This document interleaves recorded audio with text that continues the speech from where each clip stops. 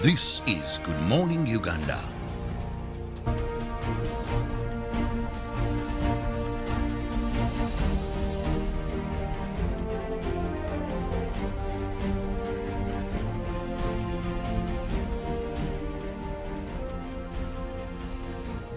A lovely morning to you, and thank you so much for waking up with us here on UBC TV.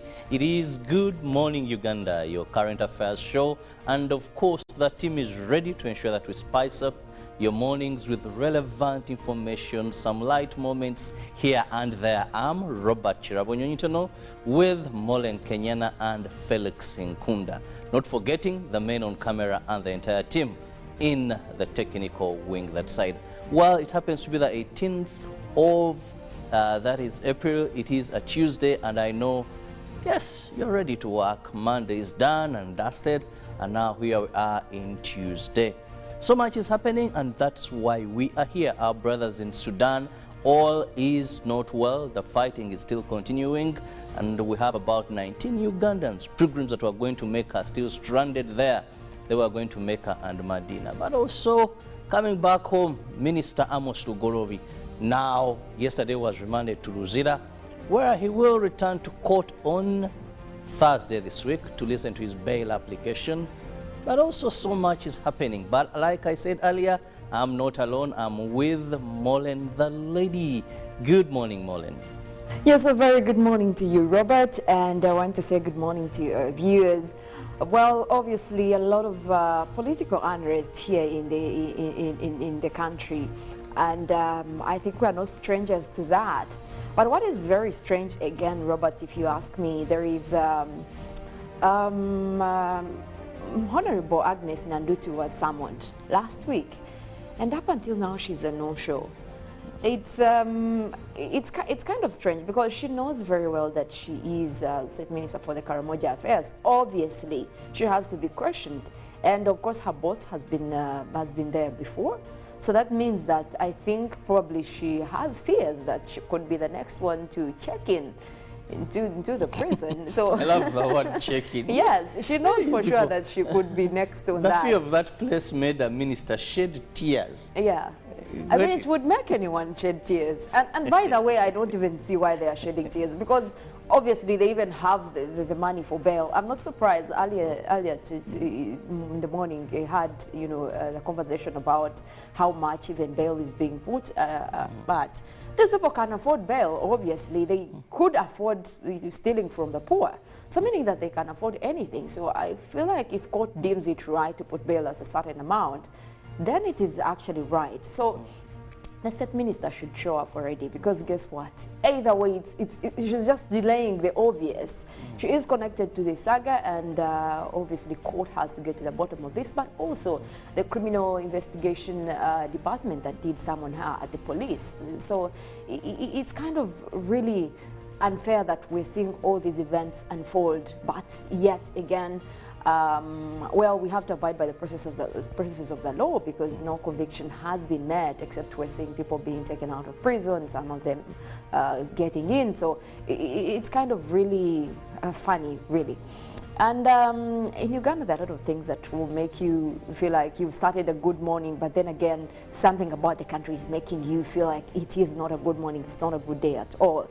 Now, this issue of potholes around town, again, we're looking at roads that have been incomplete, but even the ones that they complete are still having the same issues. Now, there's a statement about the streets across industrial area having a lot of potholes, and you wonder, this is a place close to the city center, and KCCA is aware of some of these places. The question is, what are they doing about it? Because it's been months and years of us seeing some of these streets, 5th Street, 6th Street, with a lot of potholes. What are they doing? And we're supposed to call upon the authority to act on these roads. It's still a big question, and you wonder, what are we doing right as a country? Everything seems to be going quite south. That's the dilemma right there. Yes. Well, the last I heard was that there's money secured to work on those roads. At least that was guaranteed. We were told by KCCA, the money is available, work will commence. Now we are waiting. How come it's not Simon commencing? Kasiati, Madam Chisaka, you said the money is available. What is not happening? Because even Lukuli, I mean, that is a Chirudu, that's Sarama Road. Money, you told us, was available. Even the list of roads were very proper. That time you told us it's going to take. We are waiting to see. And guess what? It was meant for this financial year, which has a few months to end. So meaning that if that money was released for this financial year to work on those roads and no work has been started on that, that means it's going to cross over into the second financial year, and the same people will come with a budget saying, no, we still need money for a particular road that well, they were once allocated money for. One thing I knew, it was a loan. I think I can't recall the bank very well, but it was a loan, and Switzerland for that. But hey, Felix is here. You know, sometimes men that visit court, the likes of Nkunda, we saw the minister. I want to use a Uganda word, the English may sound so. Yayozeza kumunye, Amos Lugorobi there, and of course, he went to that place. Nkunda, good morning. Good morning, how are you, Robert? I'm fine, enjoying Uganda. How are you? Awesome. The rich also cry.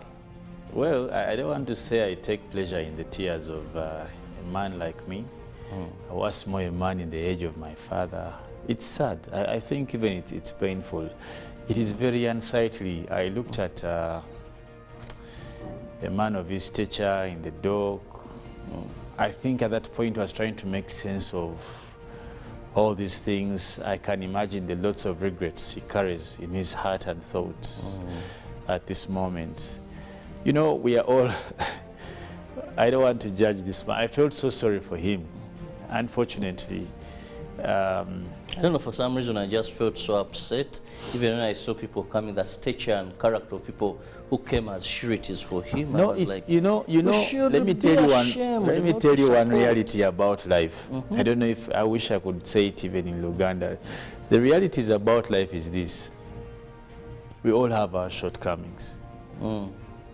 Some of us could be lucky that they are never this exposed, you know. So, have you seen the tears of the Karamajong that are sleeping outside? Yes. Have you seen the tears of the young kids that are in Karamoja, you prefer your animals? lying on the streets? They have no food. At the same time, they have nowhere to sleep. And they made a huge cry. And this particular gentleman, after he was caught in the saga of the, you know, him building a farm, you know, sheltering a farm, he came out with certain statements that were very unpleasant. Yes, it is a sad situation. Don't be a devil's advocate. No, I think there are more cries in Karamoja. Okay, yes, Felix. You're picking up on sensations than even taking what I actually had to say. I don't disregard what he did, and I chose to talk about his stature.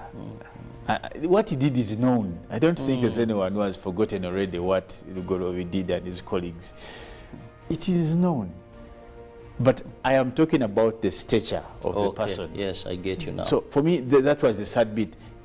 You can't rule out, we don't lose our emotions because we have been affected. We would have killed everyone in this country. You've been talking about bumpy roads and what. So we got beat Chisaka and the road mayor. We don't lose our emotions. We still stay people amidst all this. That's why places like courts are there. Otherwise, people like Rugori would have been lynched. But if we have provisions, we don't lose our emotions. But nevertheless, how I feel doesn't exonerate the man. I can only feel sorry for him. But as I feel sorry, I tell him, go and pay for your sins. Because the sins you commit sometimes at the cost of very many other people. And you know, there's a saying, sometimes the crack in the house where you never expect it to cause the house to fall is where actually the house will start to fall. Whoever thought that would be iron sheets that would take, with all the money that has been stolen in this government, whoever thought? Tigari Bamabat, they have taken money for medicine, for roads, for what, for what. But you see how God works in wondrous ways? It had to be iron sheets. Of all things. Of the people of Karamoja, the poor people who have not even had poor, you know, if those iron sheets were stolen here in Uganda, you would have how many riots by now? But the people who have never even said anything, the poor people who are voiceless, and I think that's the mistake they made. They thought that when you take things of people who have not, Don't have a one, voice, who will hear them? They don't have a radio, they don't have, who will hear them? But that's how God works. Where you never expected, honestly, on the scandals you've had in this government, and you can mention one after the other. Some of them are more open, like to cause mayhem. Even the NSSF thing, the way we just got buried out. It had to be iron sheets. So, unfortunately, senior citizen, man of such an age, public servant, senior public servant, is now in Luzira. He has been in police custody since Friday, up till yesterday. Now he has been extended for Thursday. Mary Goreti Chitutu left court, I think, was it sometime over the weekend, actually. She had also spent there some time. Friday.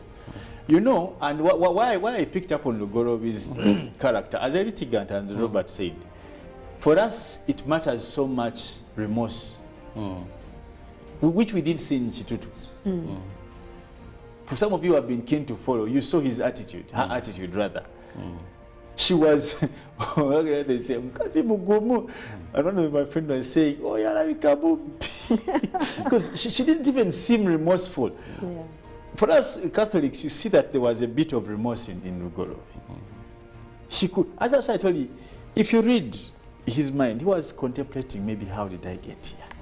How did I get here? He was regretting. Honestly, you would see that on his face. Yeah. From the point he was walking to court, yes. He was in total saying chino chandi kwejusa, like how we say gunsinze.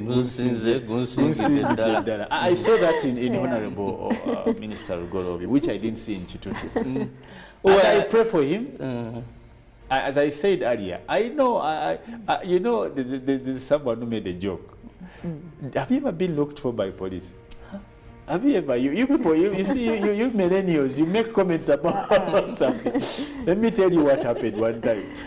There was a scandal at university. I used to be a university leader at the levels of guildship, as been at society. But one time there was a scandal. So they asked us to present ourselves to CIT police. Now, some of us ran back home. When I was in the taxi coming back, at the university, taxi stopped. The first person I saw on the stage was a police officer. I thought the man was coming. Like, in my mind, I knew Bamutumi and Chimi. They started to think, Nabamu taxi, me see. And the man was even just going to board his taxi and turning now. So I know the feeling. The Nandutus should go and get the nearest police and take themselves the earlier other the ministers. Because in case you have scorned, then it is you know, worse. we're all happy. I think at some point they thought they are untouchable. There's position of power that people get to in this country, and they think, no, this police has nothing on us. And it's unfortunate. Impunity, that's the definition of the word impunity. Now you look at people like the Honorable Nandutu. You're from news, you're a journalist. God has blessed you because that's ultimate blessing. Yeah. From grass to riches. What do you want to, honestly, it's, you know standing above. Well, Felix, we can talk about Lamabati, but there's also another story that was very touching. Quite sad. Yesterday, the administrators of Makerere were before Parliament to discuss their budget of about 357 billion. Now, one thing that came out is the high level of university dropouts. 1,000 students at Makerere University every year drop out. And did they give the cause? The cause is failure to pay. Guru University every year 2,000 dropout. Failure to pay. Now MUBS, it is 15% of the students drop out, do not complete university because they have failed to pay tuition. But that assessment is also wanting. As a person who has been in academics for some time, Robert, I feel that assessment is equally wanting. I can tell you the disguise of failure to pay. You also, did they give us a report of how many students get pregnant at campus and don't come back? Well, I saw that. Did they tell us those who fall into the praise of drug abuse? The administrators that were present said, you know, when they have come to get money, they have to give you excuses that will help them lobby. So you're dismissing the statistics. No, I don't believe it. Let me tell you, they will come and tell you people are absconding studies because of money. Because they want money. They want to increase their budgets. But the reality of the matter, the most circumstantial challenges of academics are those. Pregnancy. Gangs, peer pressure, pregnancies. These Mollens have been in school. Let them tell you what their friends are doing. We can also look at the fact that it is true there has been a lot of financial challenges at university level. And my concern is on the student loan program. And this is something that has helped a lot of students. But the problem is they have put a lot of clauses in that kind of system that it is very hard for a student to get on the loan program. But since its inception in 2014, about that is 13,400 students have benefited from that. That is the student loan. Yeah, the students loan. They need to increase. They need to increase, definitely. and of course reduce some of those, whatever challenges that don't get us there. Well, we can take the whole day looking at what is happening here and there, but let's begin with our stories, and I'll do the local stories, and of course with Felix, then Mollen will take us through the international stories, beginning with the First Lady, where the First Lady and Minister for Education and Sports, Janet Museveni, passed by Chamate Secondary School in Tungamo District 2.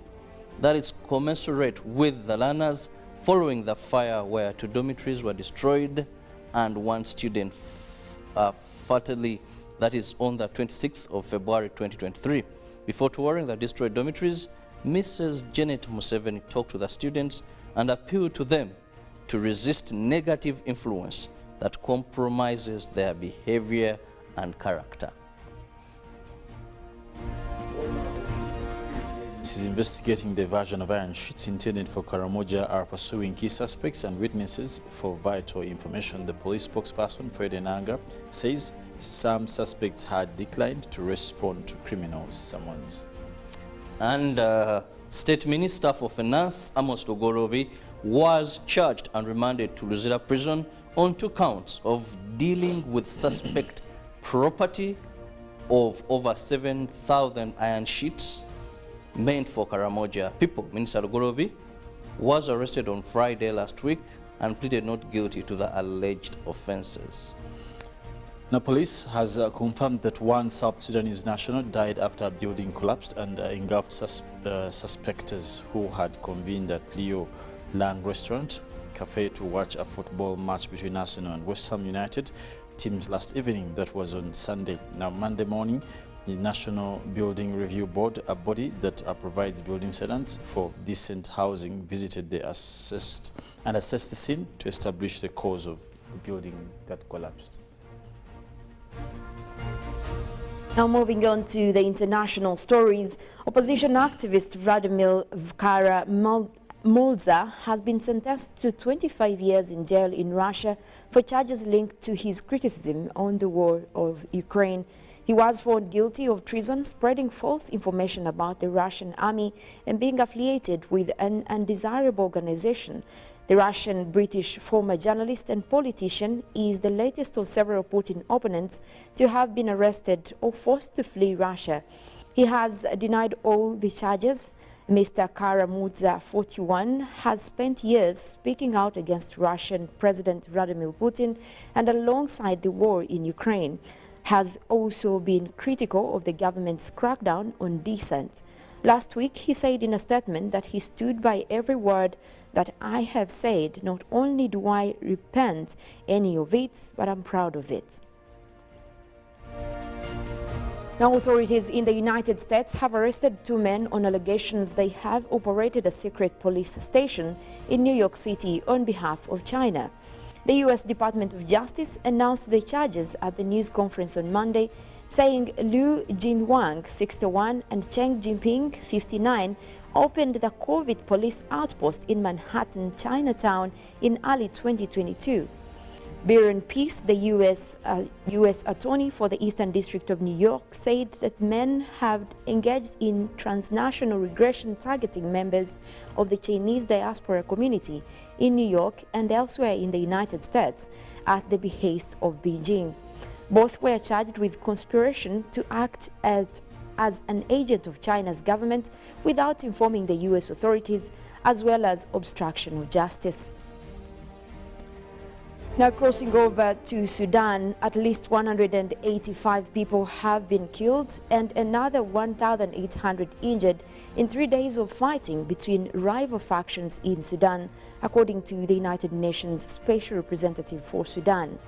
It is a very fluid situation, so it's very difficult to say where the balance is shifting to, Vark Patel said on Monday on the violence between the army and the paramilitary forces led by rival generals. Speaking to reporters in New York via video, he also said that the warring sides were not giving the impression that they want mediation for peace between them right now. The sudden outbreak of violence over the weekend between the nation's two top generals, each backed by tens of thousands of heavily armed army fighters, trapped millions of people in their homes and wherever they could find shelter, with supplies running low in many areas. Now in climate news, protesters from the controversial environmental group Just Stop Oil disrupted the World Snooker Championship in the British city of Sheffield on Monday to protect the government's licensing of new fossil fuel projects. Two members of the groups disrupted the event, which is being held at the Crucible Theatre, with one of them climbing onto the snooker table and throwing orange powder onto it. The match between Robert Milkin and Joe Perry will resume on Tuesday, and the World Snooker Tour announced after the incident. The other protester tried to glue herself on the table where Mark Allen and Fan Zengji were playing, but the referee Oliver intervened. Later, the two protesters were arrested by police.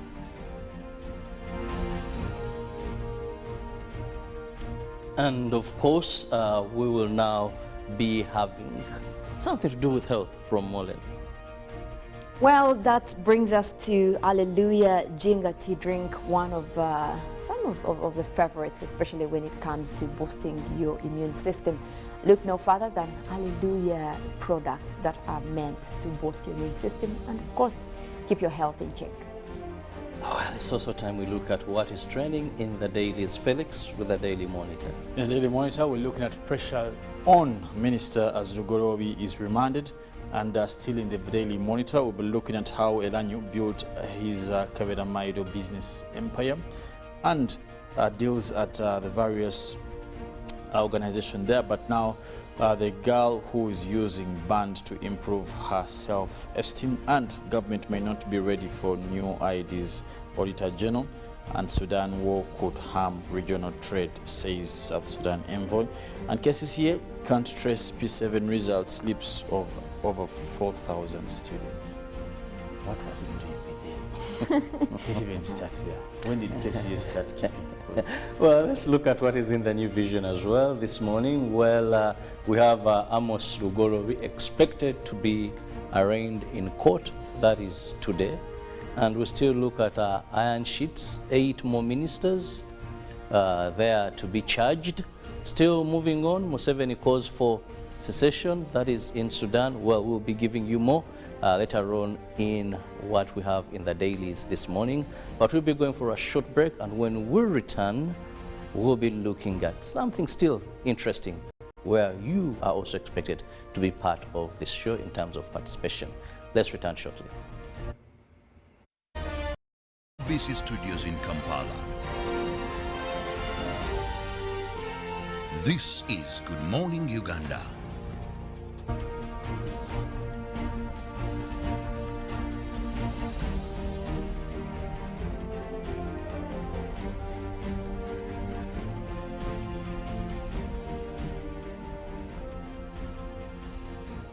A lovely morning to you, and thank you so much for waking up with us here on UBC TV. It is Good Morning Uganda, your current affairs show, and of course the team is ready to ensure that we spice up your mornings with relevant information, some light moments here and there. I'm Robert Kirabo Nyonyintono with Mollen, Kenyena and Felix Nkunda. Not forgetting the men on camera and the entire team in the technical wing that side. Well, it happens to be the 18th of, that is April. It is a Tuesday, and I know, yes, you're ready to work. Monday is done and dusted, and now here we are in Tuesday. So much is happening, and that's why we are here. Our brothers in Sudan, all is not well. The fighting is still continuing, and we have about 19 Ugandans, pilgrims that were going to Mecca, still stranded there. They were going to Mecca and Medina. But also, coming back home, Minister Amos Lugorobi, now, yesterday was remanded to Luzira, where he will return to court on Thursday this week to listen to his bail application. But also so much is happening. But like I said earlier, I'm not alone. I'm with Mollen, the lady. Good morning, Mollen. Yes, a very good morning to you, Robert, and I want to say good morning to your viewers. Well, obviously, a lot of political unrest here in the country, and I think we are no strangers to that. But what is very strange, again, Robert, if you ask me, there is Honorable Agnes Nandutu was summoned last week, and up until now she's a no-show. It's kind of strange because she knows very well that she is State Minister for the Karamoja Affairs. Obviously, she has to be questioned, and of course her boss has been there before. So that means that I think probably she has fears that she could be the next one to check into the prison. So I love the word check-in. Yes, she knows for sure that she could be next on that. The fear of that place made the minister shed tears. Yeah. I mean, it would make anyone shed tears. And by the way, I don't even see why they are shedding tears, because obviously they even have the money for bail. I'm not surprised. Earlier in the morning, they had, you know... From UBC Studios in Kampala, this is Good Morning Uganda.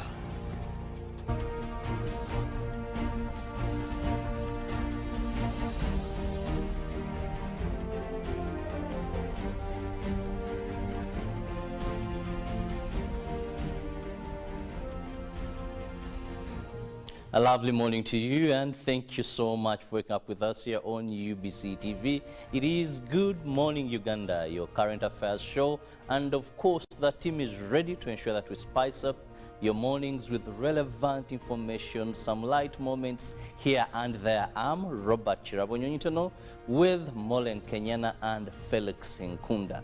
Not forgetting the men on camera and the entire team in the technical wing that side. Well, it happens to be the 18th of, that is April. It is a Tuesday, and I know, yes, you're ready to work. Monday is done and dusted, and now here we are in Tuesday. So much is happening, and that's why we are here. Our brothers in Sudan, all is not well. The fighting is still continuing, and we have about 19 Ugandans, pilgrims that were going to Mecca, still stranded there. They were going to Mecca and Medina. But also, coming back home, Minister Amos Lugorobi, now, yesterday was remanded to Luzira, where he will return to court on Thursday this week to listen to his bail application. But also so much is happening. But like I said earlier, I'm not alone. I'm with Mollen, the lady. Good morning, Mollen. Yes, a very good morning to you, Robert, and I want to say good morning to your viewers. Well, obviously, a lot of political unrest here in the country, and I think we are no strangers to that. But what is very strange, again, Robert, if you ask me, there is Honorable Agnes Nandutu was summoned last week, and up until now she's a no-show. It's kind of strange because she knows very well that she is State Minister for the Karamoja Affairs. Obviously, she has to be questioned, and of course her boss has been there before. So that means that I think probably she has... And you send it to her chap. My friend, I'm afraid your mom is going to die. What? Because I don't know you, I never went to campus, and I'm also in Guru. So can we meet at CPS, we talk about it? Stay tuned for what Kasozi does next. Tofera. Refrain from unnecessary engagement with strangers over the phone. This message is powered by the Uganda Communications Commission. This is a quick call. I'm almost out of minutes. Now, the center. Why rush through such important conversations? Airtel Uganda has made it possible for you to call across all networks in Uganda at the best rates with the new Bona voice bundles. Stay connected anytime, anywhere, with minutes valid for calls on all networks. Dial *100*1#, select voice bundles and select Bona voice bundles today. Airtel, the smartphone network. When you talk about our motherland Uganda, the Pearl of Africa, you cannot fail to smile because of the smile that fills the faces of the citizens. Our nice good weather and nature that sustains us all, that enables us all to continue each in their own way because we are all different even according to each individual's work. But what joins us to become one person is the sweetness from the flavored drink Alleluia Jingati drink and Alleluia Tamarind drink. The flavor that quenches your thirst while at the same time treating and healing your body because it is 100% natural. Enjoy the drink that has got the tamarind juice in it. Made by Alleluia Reflexology, Healthy Solutions and Nutritional Research Center Limited. Get yourself a bottle of Alleluia from all shops around.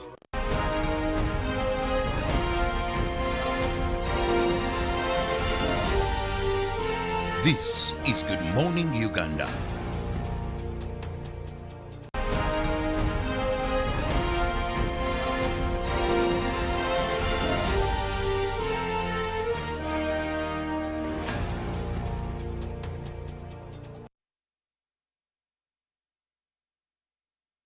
It is Good Morning Uganda on UBC TV, where we are looking at issues that are of national concern. Welcome to the newsreel.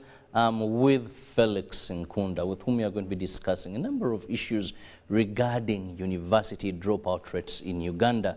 Now, we all know that many people crave to enter university because that is where, of course, away from those that go to tertiary institutions, but then one knows that I'll come up with a degree, I'll come up with a diploma, I'll come up with something that I can present. But what is happening when we look at statistics from our universities, according to the university administrators, while they were appearing before Parliament yesterday, one of the things that came out was they raised concern of the alarming numbers of students who are not able to complete university, giving Gulu University losing about 2,000 that enter the university but cannot make it through due to financial challenges. Makerere University, 1,000 cannot make it, cannot complete because they do not have the monies to complete payments. Then MUB stands at 15% of the total students that they bring in every year. Now, what does this mean? This means that we are having people who complete primary 7, which is the first level, they complete senior 4, they complete senior 6.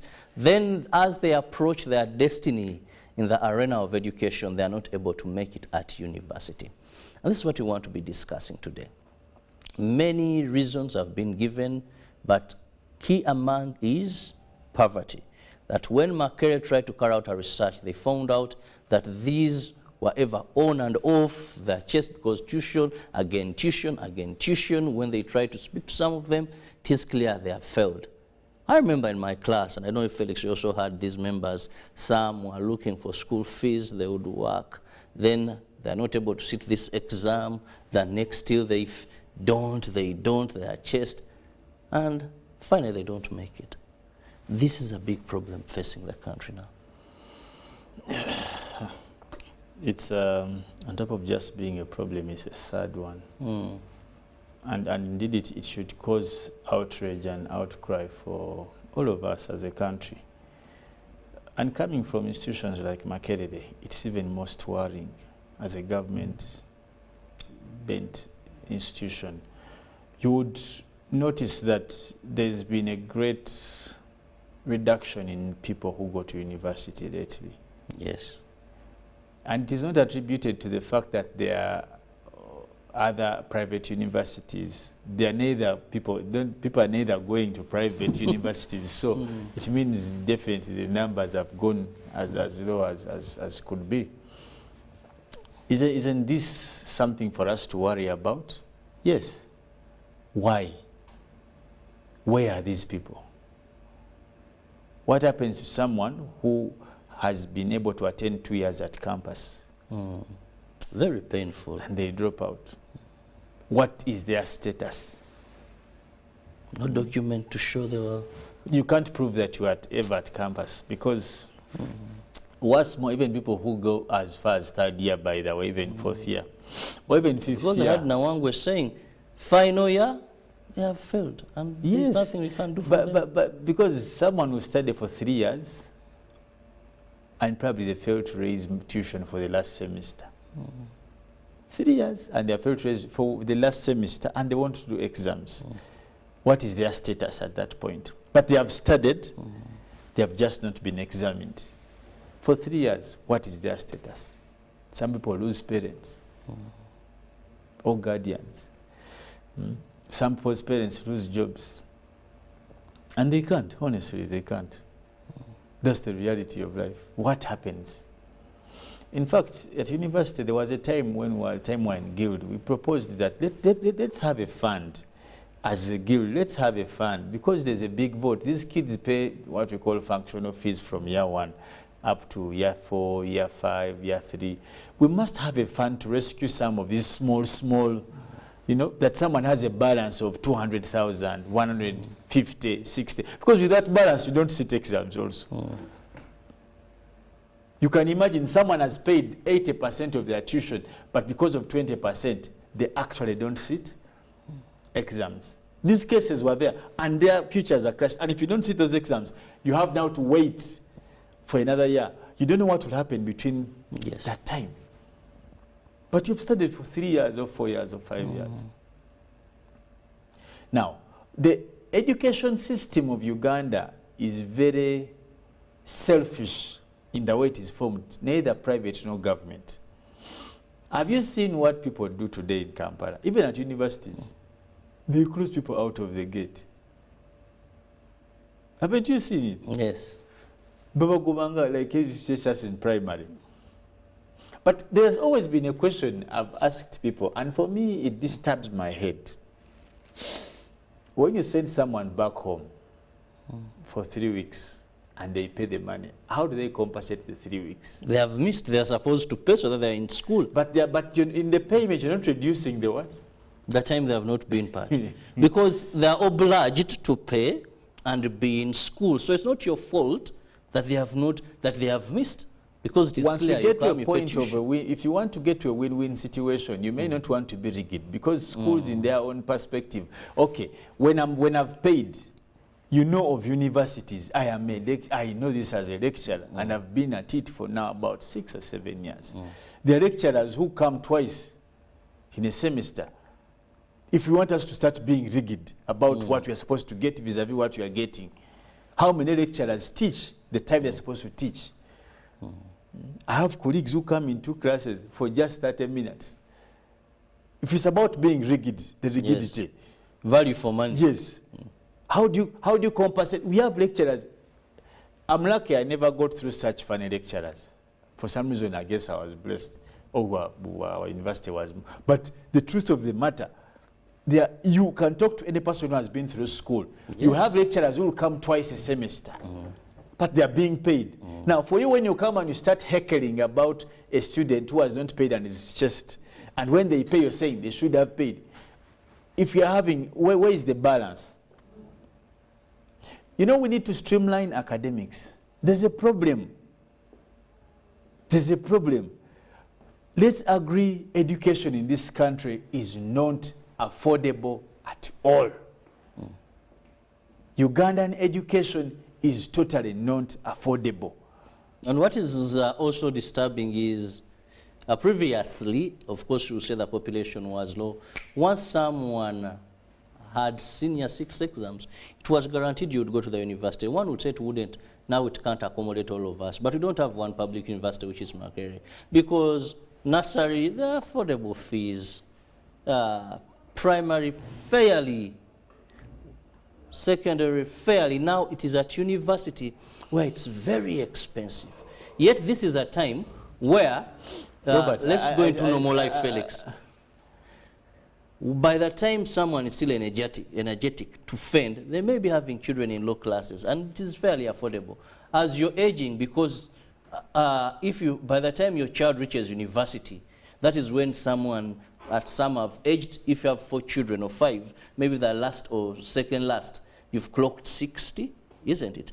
You've clocked maybe 65, 70. Okay, let's say about, but by age of 47, someone, 45, someone could have someone in university. Yes, but now you're looking at if you have 3 children and your last born is at university or there, you've reached 50, about 55, 60. Now, capacity to hustle here and there and meet these monies becomes a problem.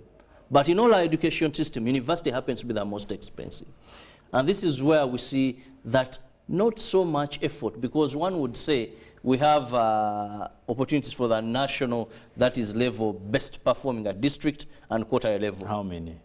But that's still very insufficient. How many people do they take?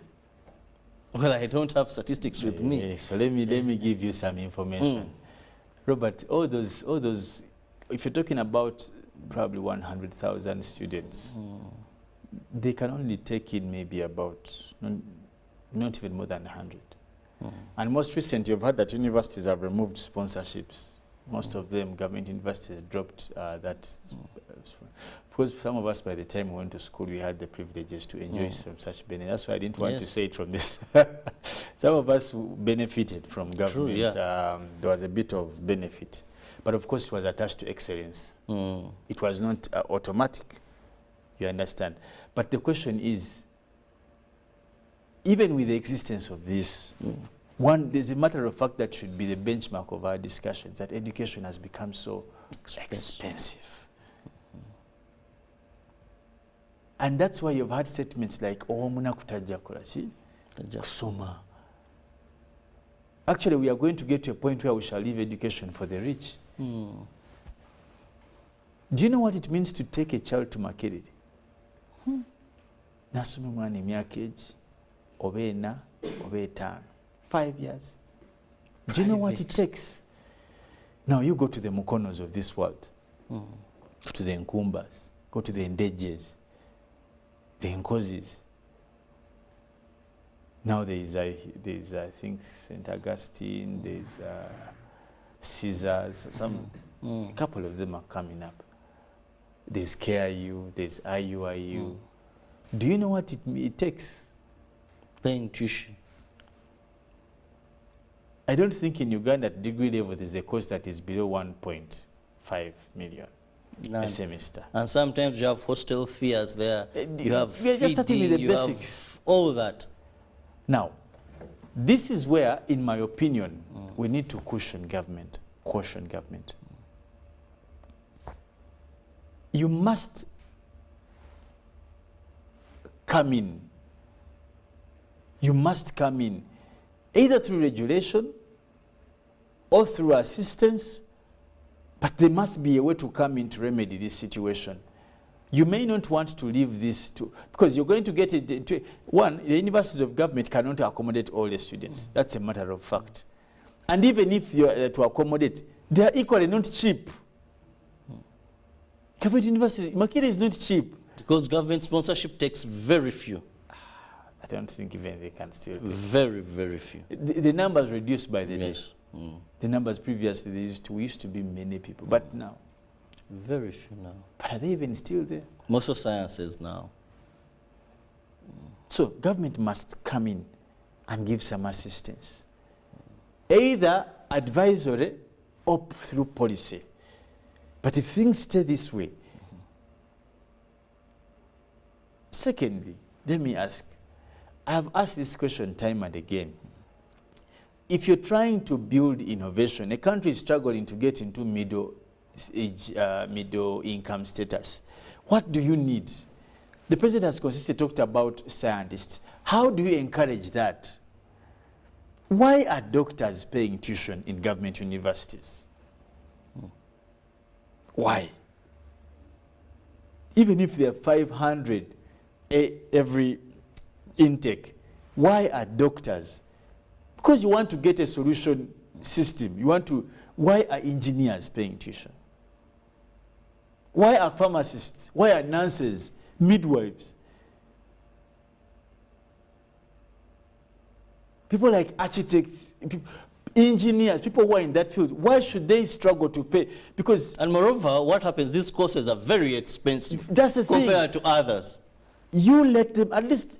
Actually, they should be the cheapest to encourage people to. That are most expensive. Medicine, private. Huh? Omanyi, sometimes we lack direction in some areas, and that's why we struggle to move from one place to another. But we must find a way. I don't want to give personal examples, but I have studied in some of the government universities here in Uganda. And you do a research at postgraduate level, and a so-called professor or doctor keeps your research, fails to review the research for 3 years. Postgraduate level, a course you would have done for 4 years. Someone takes 2 full years still reviewing a proposal. But these are people who are being paid a lot of money. You go to Makerere today, you can start from the gate to any of the schools. Choose any school you want. You'll see these things. The money people are paying, there's no value for money in these universities, some of these government universities. The lecturers don't come to teach people. On top of people paying all this money, and lecturers don't come. People, like the monitoring, the Luganda we use the words like banata gambo ako. Every time you see them striking about, Nawangwa fought these battles from the time he came into the university. I don't know, probably now he has some bit of peace because of COVID. They are not they don't deliver timely. You find lecturers who have taken people's research. Many cases. Demigods. That's the right word. Oina quarter research for over 3 years. You're doing probably a postgraduate doctorate for 4 years. You're stuck with that person for 6 years. Come and find me in Kumba, find me in here, find me in what, find me.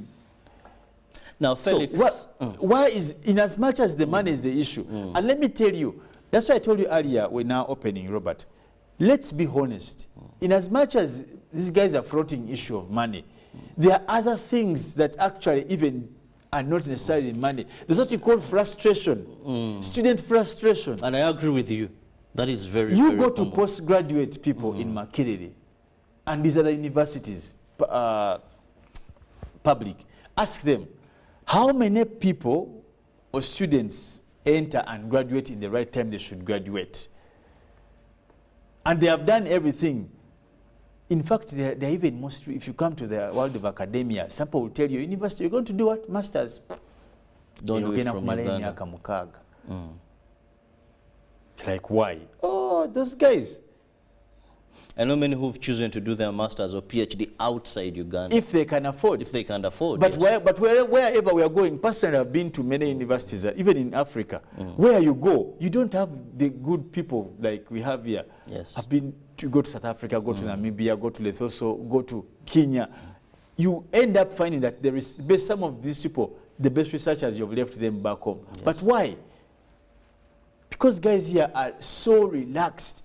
And people get frustrated. One of the causes of dropout is frustration in these government universities. People are sleeping on job. These so-called doctors and professors, they're sleeping on job. Lecturers don't teach. Let's be honest. This thing of lying people that money, that can be there. But how about other issues? Now, before we leave the factor of money, in 2014, government of Uganda, through the Higher Education Financing Students Board, introduced, that's the Higher Education Loan Scheme. As we talk, according to statistics, so far 13,400 students have benefited from this. Many believe, Felix, that with this loan scheme, if we can add more money in it and more students can get money, can borrow money, then pay later, that this could be a solution. How many have benefited so far? 13,400. Have they paid back? Well, I'm not privy, I didn't look into that area, but at least I know those are the people that have been given this money. You know, a loan scheme works best in a jurisdiction where you have exit trainee opportunities and graduate trainee opportunities. In this country, that may not be the case. Why? When you teach Kirabo and you pay their tuition, and Kirabo comes out as an engineer and spends 6 years without formal employment, will he pay back that money? Unless you have been into it is 1 + 1 = 2. It is not 1 + 1 gives you 11. The people you put on this program, you must put up a situation for them to be swallowed so they can pay this. And even when you're that swallowing, you can have proper control that maybe you must have follow. That's what I'm saying. How you deduct it this must money. be an arrangement. Okay, when you say you're going to build, when you're giving 1,000 people money, how are you going to assist them pay back that money so you can have the fund revolve? But you've borrowed someone's tuition and they end up going to ride the border. Hakati border. How will you know lwakoze, lwatakoze, wasudde omutwalo, simanyi kibiina, banja loan? How will you follow up? These things, you see, the policy is good, but it is not useful because there is no, the system doesn't swallow up. As you must create trainee or graduate positions. Now, this works best with partnerships. That for you to have this scheme work, you partner with some of the corporate institutions, SMEs in the country. That every year from Makerere we give these institutions 500 students on this program. Okay? You go to these banks, the DFCU, the ABSAs, these industries, go to Nile Breweries, go to MTN, Airtel. Ask them in the departments that every year in this department we shall have these partners. That is the purpose of government. You must use your position to take charge of the situations. You cannot say that you're also a crying baby. So if your government, use your position to lobby. But when you say you want to give loans, and you give a loan to someone, then they spend on the street 5 years. Because at the end of 3 years, she's tired, she goes into vending. And then KCC. When will you ever follow up to get this money? So you keep and has the money yielded value? Because the purpose of us investing in this person to stay in line with that profession and benefit. In fact, that's why you see most of the international scholarships they give, they must be attached to development facilitation of those third world countries. You don't give it is rare to find these scholarships that are individual, in as much as it may be a merit-based, but it has an attachment that they want you to do a program that will come back and make some change. So when we give the money to these students, how do we make sure what they are studying? In fact, you may find that this scheme cannot also be open to all courses. No, it's not open to all courses. Yes, it has to be those limited. Going for science. Even if in science, it must be having an entail should be something to public good. Because on top of that, you must create also an entry point for the beneficiary. That when they finish studying doctor at this loan scheme, we can take you to Kirabo, which is a government. Now, there we know even how to cut. We take you to Mulago. Self-deduction, we take you to Kawempe. We take you to our health center 3. But these things you can't do if you're not orderly and organized. Every person here who finishes studying medicine, will they go abroad to do what? Do you know what they do when they go abroad? They don't even practice medicine. They don't. They are either doing nursing, they go there to do care work for the elderly. Some of them are doing security jobs, but they are doctors. But why? The system needs to be put aligned. Education must be aligned with government systems. You know, and the government should tell Makerere as the academia hub in the country that, guys, the next 5 years in the manifesto of NRM, we are planning to grow industrialization. We need to have the increase in numbers of people who are innovative in terms of electricity, you know, in terms of mechanics, in terms of, you know, these these areas, how do you assist us?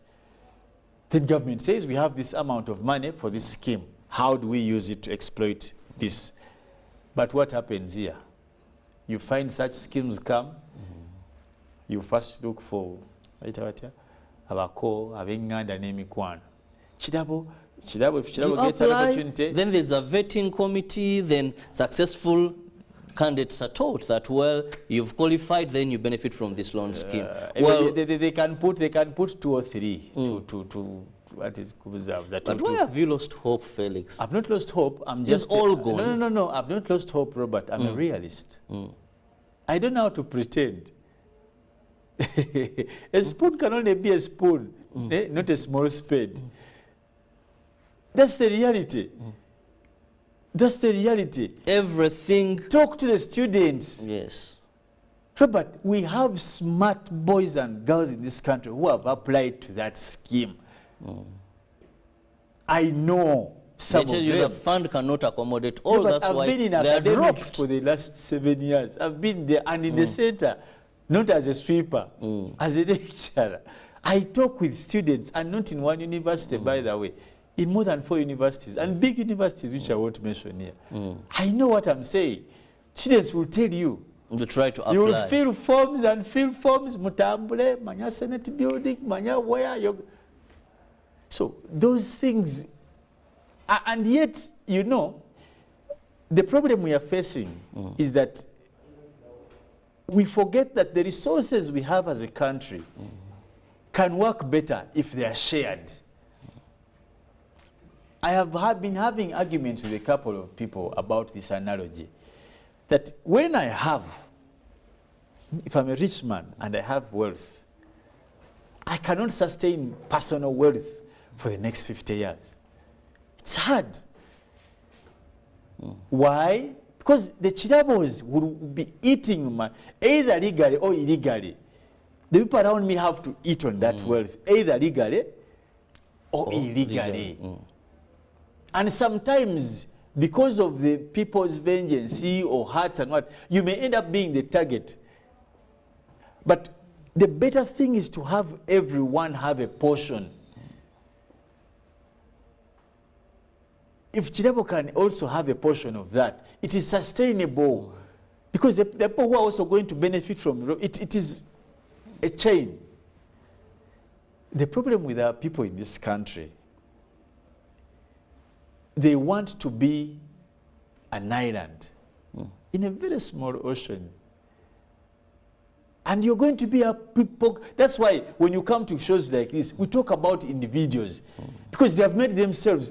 Look at the stories of the iron sheets.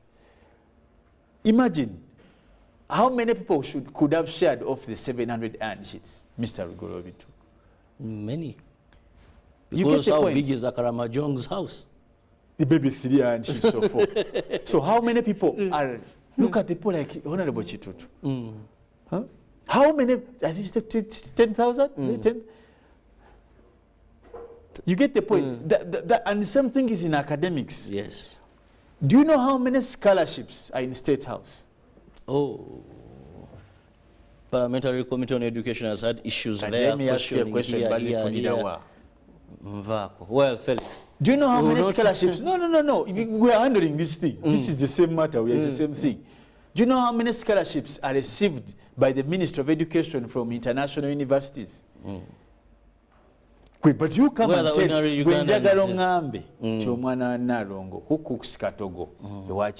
and usually those children are very bright for some reason. You know, these are the realities you don't want to deal with. And that's the problem of also Africans. You are poor people, you're scared, you're timid, you can't fight for your own rights.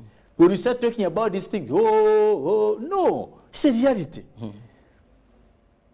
The Ministry of Health gets these scholarships. Who is benefiting from them? And you know what hurts me most, Felix? Then you find children of ministers, the able ones. Minister MPs, PS, commissioners, other ones are benefiting. And you know what hurts me most? When they come back, they don't even work in Uganda. They go and develop other policies. What hurts me is most of the people who are doing this, and this is a fact I say without fear of contradiction, were not people from rich families. they benefited from such opportunities that they are denying others to benefit from. Listen to all of them. I've followed, I've had stories, I've interacted, interviewed some of them. I came from a humble background. It's because I got this scholarship. I was there, then I was told of a scholarship here. I applied, I went through. Let me tell you, the number of the number you of went doctors, through the system that you're destroying. And secondly, when you have a government, smart government, peaceful country like this, how do you tell me the ministry fails to lobby for some of these scholarships? They're out there. From all the countries, research-based scholarships. I've been to many countries, and but they tell you these ones are through government. They must come through government. They will have a minister of they're rubbing shoulders in Uganda. What is Munyera? I don't know what is Munyera in English. For them, they're looking for the Munyeras on very petty, useless, small things. A minister of Karamoja. How many scholarships are you taking to the people of Karamoja from the universities of London, West Ham, New York? Because the opportunities are there for these disparate institutions. Well, they could be for Karamoja people, but then those benefiting from them. The ministers of Karamoja, away from taking iron sheets and goats and traumatizing, what have you done? But what did Gaba are you minister to serve Posho? When you get on these planes, when you get on these planes to go, what do you bring home? Honestly, you see, we are so used to mediocrity. So we don't expect. We are content. We became complacent and contented. We became painfully comfortable. Have you ever had a wound and you... But you don't want to heal the wound. But for you, that's where we are. Let me tell you, when you talk about education, you have institutions in this country which is a constitutional who right, even have the ability to facilitate education. But where are the partnerships? You have like the NTNs, they are not Ugandan companies. These ones are taking money every day out of the country. Why don't you tap into that? When they do these marathons, you've seen, you can imagine, the Kingdom of Uganda has the biggest marathon in Africa. But it's a kingdom. The Kabaka was key on issues of HIV/AIDS. But in his capacity, would he be the one fighting this? What are government institutions doing? The Minister of Karamoja, why don't they have a marathon to assist those people? Because Ugandans are here and they are able. And they are willing. They are definitely we saw them willing. during COVID-19 when they were called again to come and contribute. Yes, you saw what happened. Billions people but you have mediocre leaders. Mediocre, they use this, they are mediocre. If they qualify even to be. Most of them, all they are function leaders, they are functional political leaders, they are functional.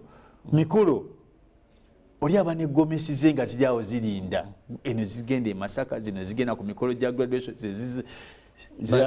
so they do things in the ordinary way, but thinking outside and the problems trying to of see the how university can be solved. Issues. These issues of university can be solved without government increasing money. Okay? For example, if you're having, how much money are you paying this? But do you see value for the money you're paying? I've told you, have you dealt with some of the challenges that the university is facing?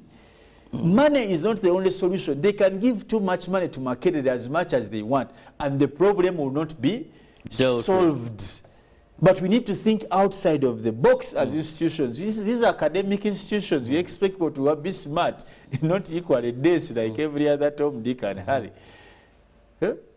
What do we do to assist our children? If in the faculties, business, IT, for example, faculty of IT, how do you say you don't have a mass sponsorship program? IT is the deal.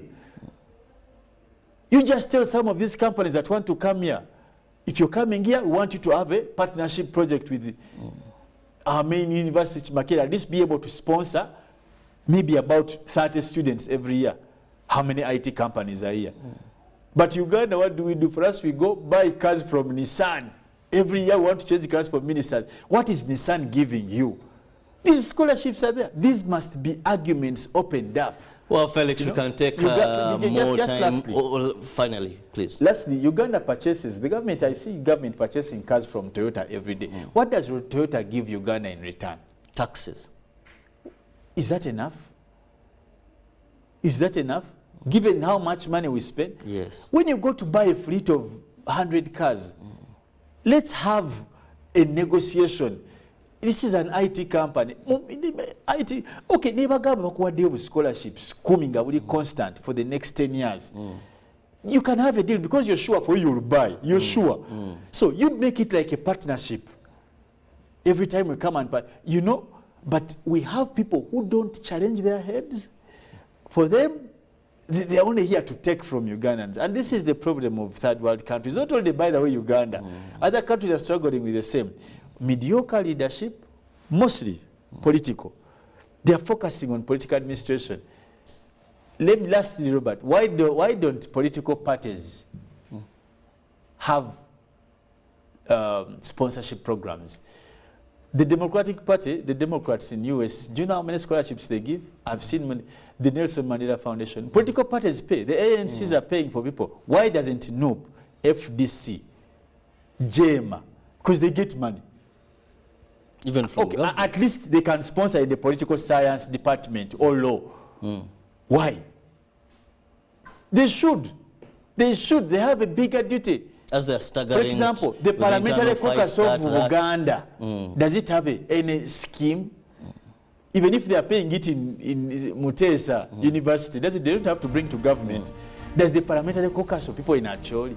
The NRM parliamentary caucus, the biggest. Well, all those are solutions that could be workable from Felix. We've been discussing the university dropout rates that are alarming in our country and require immediate action. Many are looking at that is the high education students loan scheme, where since 2014, about 13,400 students have benefited from that, but also we have the national best at district and quartile level also being there, and we hope and pray that more opportunities will be provided for the children of the less privileged, for those that cannot afford paying tuition to be able to complete university. It's very sad, it's very alarming, it's very torturing psychologically that a person enters university but then they're not able to complete because they don't have the monies. See you later. We'll be having Mollen coming in and we'll return with Good Morning Uganda agenda. You can't afford to miss the guest we are having this morning because we are going to be discussing issues of corruption and sport check. Good morning.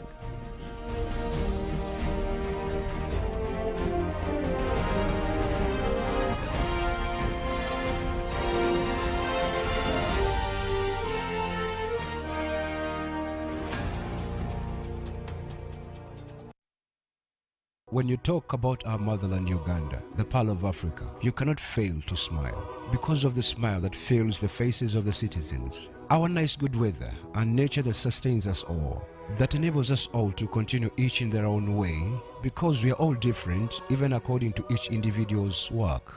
But what joins us to become one person is the sweetness from the flavored drink Alleluia Jingati drink and Alleluia Tamarind drink. The flavor that quenches your thirst while at the same time treating and healing your body because it is 100% natural. Enjoy the drink that has got the tamarind juice in it. Made by Alleluia Reflexology, Healthy Solutions and Nutritional Research Center Limited. Get yourself a bottle of Alleluia from all shops around.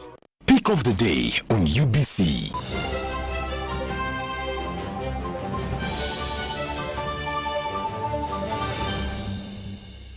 Was brought to you by Get away with MTN Momo Advance. Momo Advance tops up your Momo to complete your transactions. Dial *165*5*3# to apply.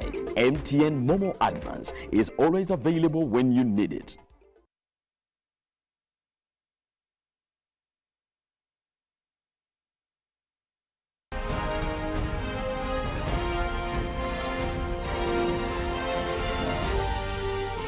This is Good Morning Uganda.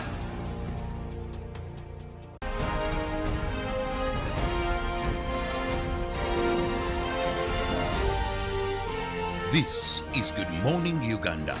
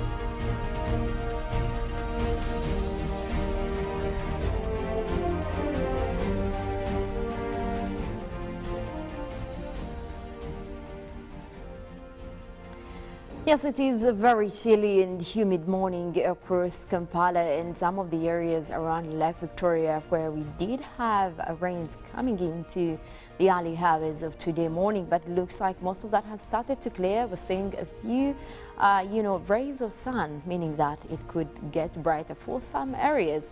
But then again, we'll be looking at the forecast later on. For now, we want to take you on the roads, also look at the traffic situation. We'll be looking at more specifically the central part of the city.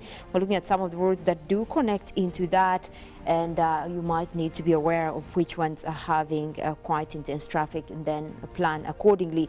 Now we're looking at areas of Namirembe Road. If you're using Namirembe Road getting into downtown Kampala as well, it looks like we do have traffic that is building up right over there, indicated by the red lines. Also for the routes across Old Kampala, we're looking at quite intense traffic also right over there, meaning that that could actually also be getting you a little bit of traffic getting into central town. But also on the other side, you look at some of the roads that do join into, that is Old Kampala. You're looking at coming in from the side of Kasubi.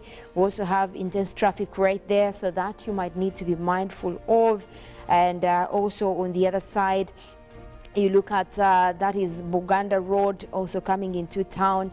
That is quite clear for this morning. Actually, you're looking at quite some clear traffic indicated by the green lines. You also have that is Bombo Road that looks to have quite intense traffic for those living town, but also those joining town. You do have intense traffic right there, and that of course brings into the side of City Square right there. You do have quite some intensity that is between City Square right there, as well as the upper street that is towards Peak Road. You do have quite clear traffic also across Peak Road. That is also as if you're leaving and also joining town. Now also you look at the upper area. If you're joining town using Lumumba Avenue, there is intense traffic right there indicated by the red lines. So that is one that you might need to be aware of. Also the upper Nakasero Road, it looks to have quite a traffic building up right there. And that is also one you might need to be mindful of. Tannen Avenue, that also has quite intense traffic building up for those joining into town, but also leaving. You do have a bit of traffic building up right there. But then again, after the roundabout, joining on to Speak Road, that looks to be clear for this morning. Also, if you're going to be joining into Kampala Jinja Highway, that is one you could use through Speak Road onto Nile Avenue. That also looks to be having clear traffic. Those joining onto the side of Yusufure, but also if you're coming to town using Nile Avenue, there is a bit of traffic building up just from the roundabout, but that also does clear. It's a short distance. The rest of the way is actually looking quite okay up to the route that joins onto Yusufure. Again, that can also get you quite okay into the central town area. Looking at some of the connecting roads around that area, Parliamentary Avenue looks to be quite clear in terms of traffic. Saidi Barre Avenue also looks to be quite clear, and all those join onto Kampala Road. That also seems to be quite okay in terms of traffic for this morning. The rest of Kampala Road actually looks okay until you actually look at some of the joining areas. That is from Entebbe Road, where you have a bit of traffic building up over there.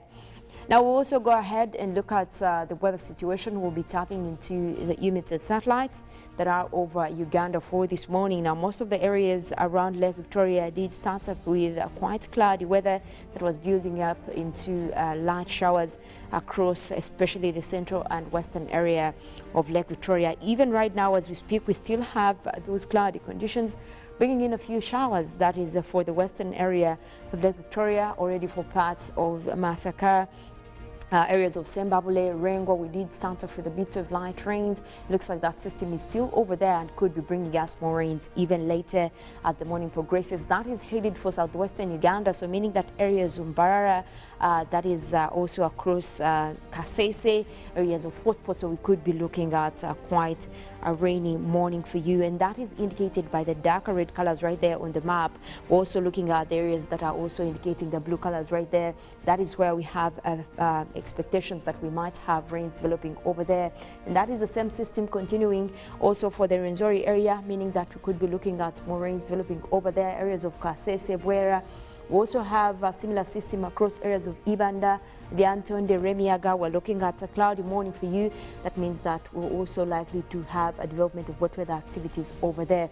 Now, same situation as well. That is for that is the central part of northern Uganda, also towards the Choga area. We're looking at areas of Lira, Apache, and also the northwestern area, Amuru, starting off with quite cloudy weather, also having a development of cloudy conditions towards the Karamoja region, meaning that we're also going to be having temperatures going a little bit down, especially for central north as well as the Karamoja region. That is indicated by the blue colors right there on the map. Otherwise, we're having quite a cloudy morning for much of Uganda, especially the eastern area that we're starting to see a mix of clouds and sunshine, and also across the eastern part of Lake Victoria, while we're seeing as well quite a sunny morning. We do expect that we might have development of wet weather activities later as the morning progresses. We'll go ahead and take a look at the forecast that is coming in from the Uganda National Meteorological Authority and look at what we're expecting for this morning across different regions within the country. But we still have a continuation in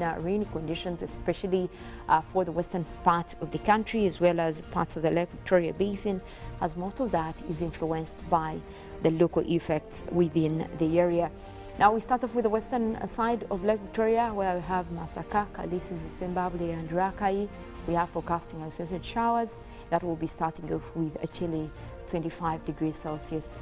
Also looking at southwestern Uganda, Barra, Ibanda, Bushenyi and Rubirizi, we already have clouds building up over there that is expected to bring in rains throughout the morning for several places, starting off with quite a cold one that will be at 25 degrees centigrade.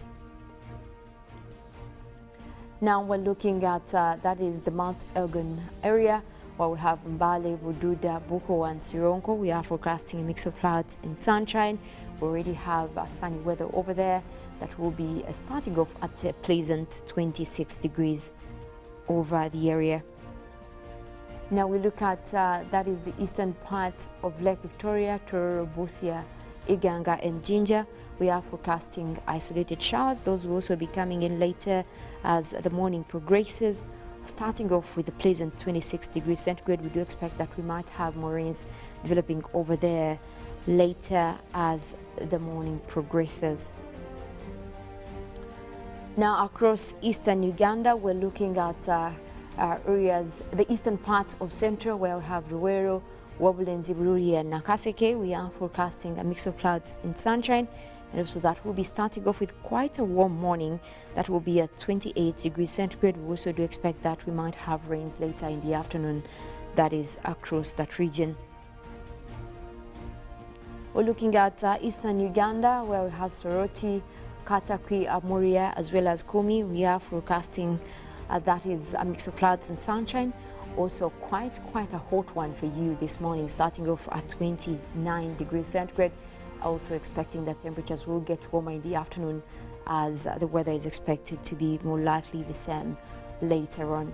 The central part of northern Uganda, that is across Jumani, Gulu, Kitgum and Padel, we're having mostly cloudy weather for this morning, but we do expect that there will be intervals of sunny conditions over there, and that will also be starting off quite warm. That is at 29 degrees centigrade over that area. We're looking at the central part of Lake Victoria Basin.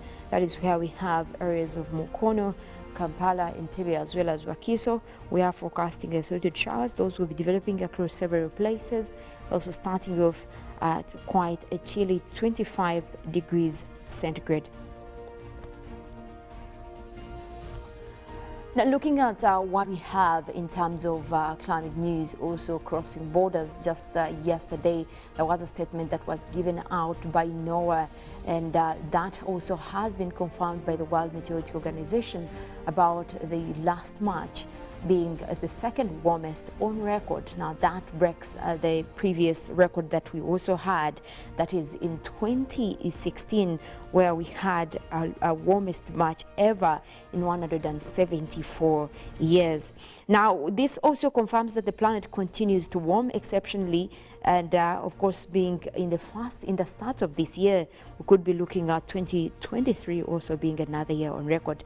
Now, NOAA has confirmed that the average global land and ocean surface temperatures from March was 1.24 degrees Celsius above the 20th century average, that is of 54.9 degrees. That is, of course, indicating 12.7 degrees Celsius, ranking as the second warmest March in 174 years. That is according to global record, of course, behind the March in 2016 that was the first to break that record, dating way back in the 20th century. Now, looking at the continents, also from the map that is being shown on the screen, the deep red colors, those indicate quite a record warmest, and across Africa right there, we've also had quite a warmest breaking records to the northwestern part of Africa, and also parts within the Central Africa as well as South Africa, where we've seen more numbers breaking record. But looking at the continents, Asia has had its second warmest March on record, in South America and also Africa each had their fourth warmest. Now, Europe also saw its 10th warmest March, while North America has had the warmest, warmer than average March, but it did not rank among the 20 warmest on record. So that means that Asia and Africa, South America have had at least top numbers when it comes to breaking record, meaning that we are warming faster than the rest of the world. Well, the 2023 year-to-date global surface temperature was also the fourth warmest on record. That is bringing it to 1.04 degrees Celsius above the 20th century. Again, that is related to the previous years, like 2016, 2020 and 2017, that have been ranked as the warmest so far. And of course, also recalling that the 10 warmest years on record, with 96% chance of this year being among them, have also happened, that is above within the years of 2000. So notably, this is also related to the climate events that have been happening recently across the world. Of course, we look at the tropics that have seen lower than average number of named tropical storms building up. So what is related to this whole warming trend is that we could be seeing a lot of tropical storms developing. We have seen those recently across, that is Madagascar, that is towards the area of Africa. 4 named tropical storms occurred across the globe in the month of March alone, with less than average. Now, all 4 reached tropical cyclone strength. With these major tropical cyclones, actually, one of them is Tropical Cyclone Freddy that was in the South Indian Ocean, and of course that did set a record as the largest amount of accumulated energy, and of course that also was associated with a lot of impacts across that is the coastal side of areas of Malawi, Zimbabwe, but also Madagascar that has been worst hit by most of these cyclones that are forming. Now, all this has been related to the performances in terms of temperatures rising globally, but also highlighting that Africa, Asia, as well as South America have been among those warming faster than the rest of the world.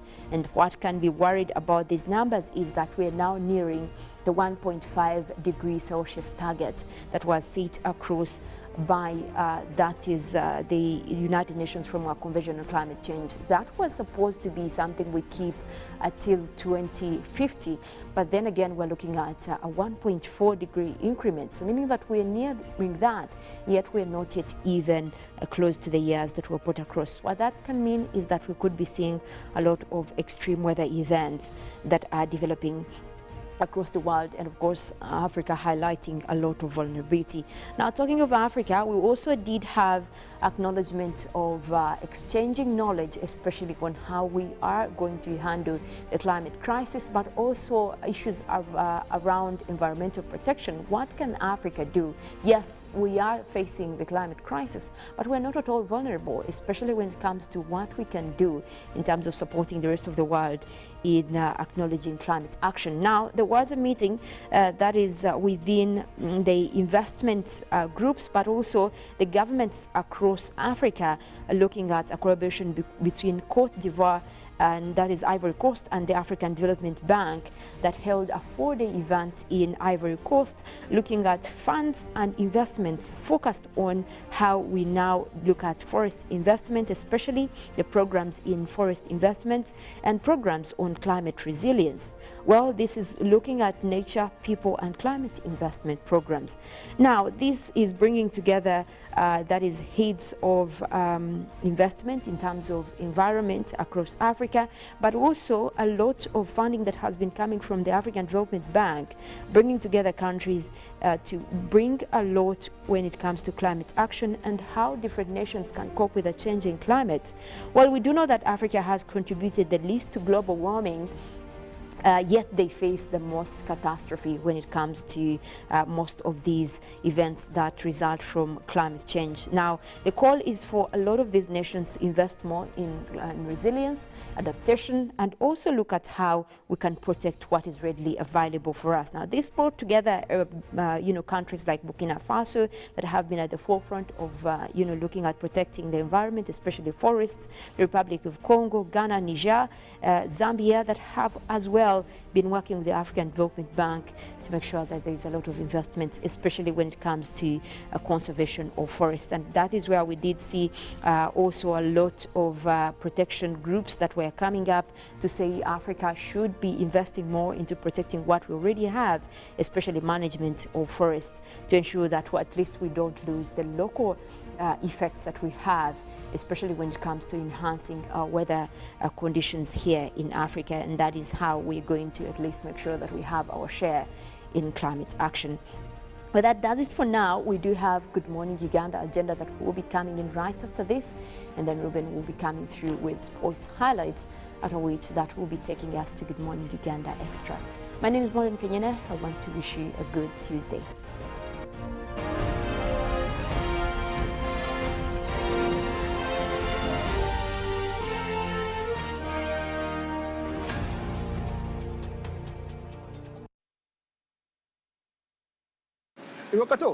This is a quick call. I'm almost out of minutes. Now, so I can tell the center.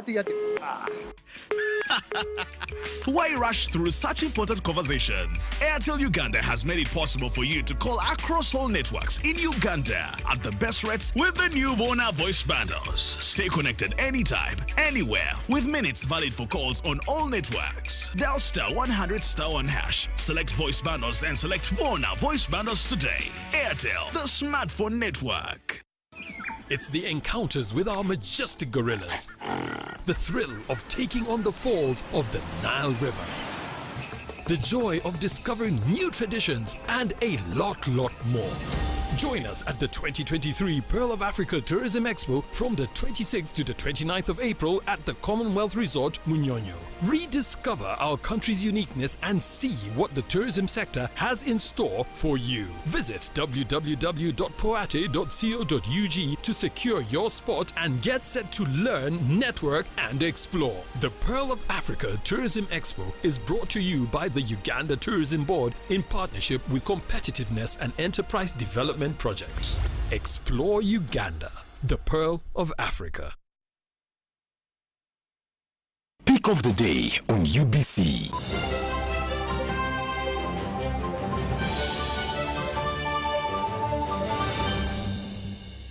Was brought to you by Get away with MTN Momo Advance. Momo Advance tops up your Momo to complete your transactions.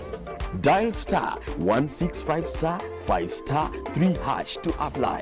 MTN Momo Advance is always available when you need it.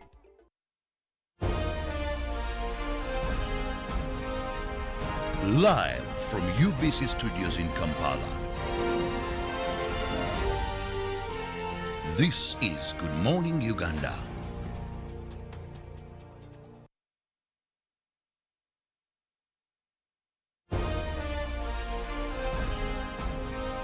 Live from Now Avenue in UBC Studios.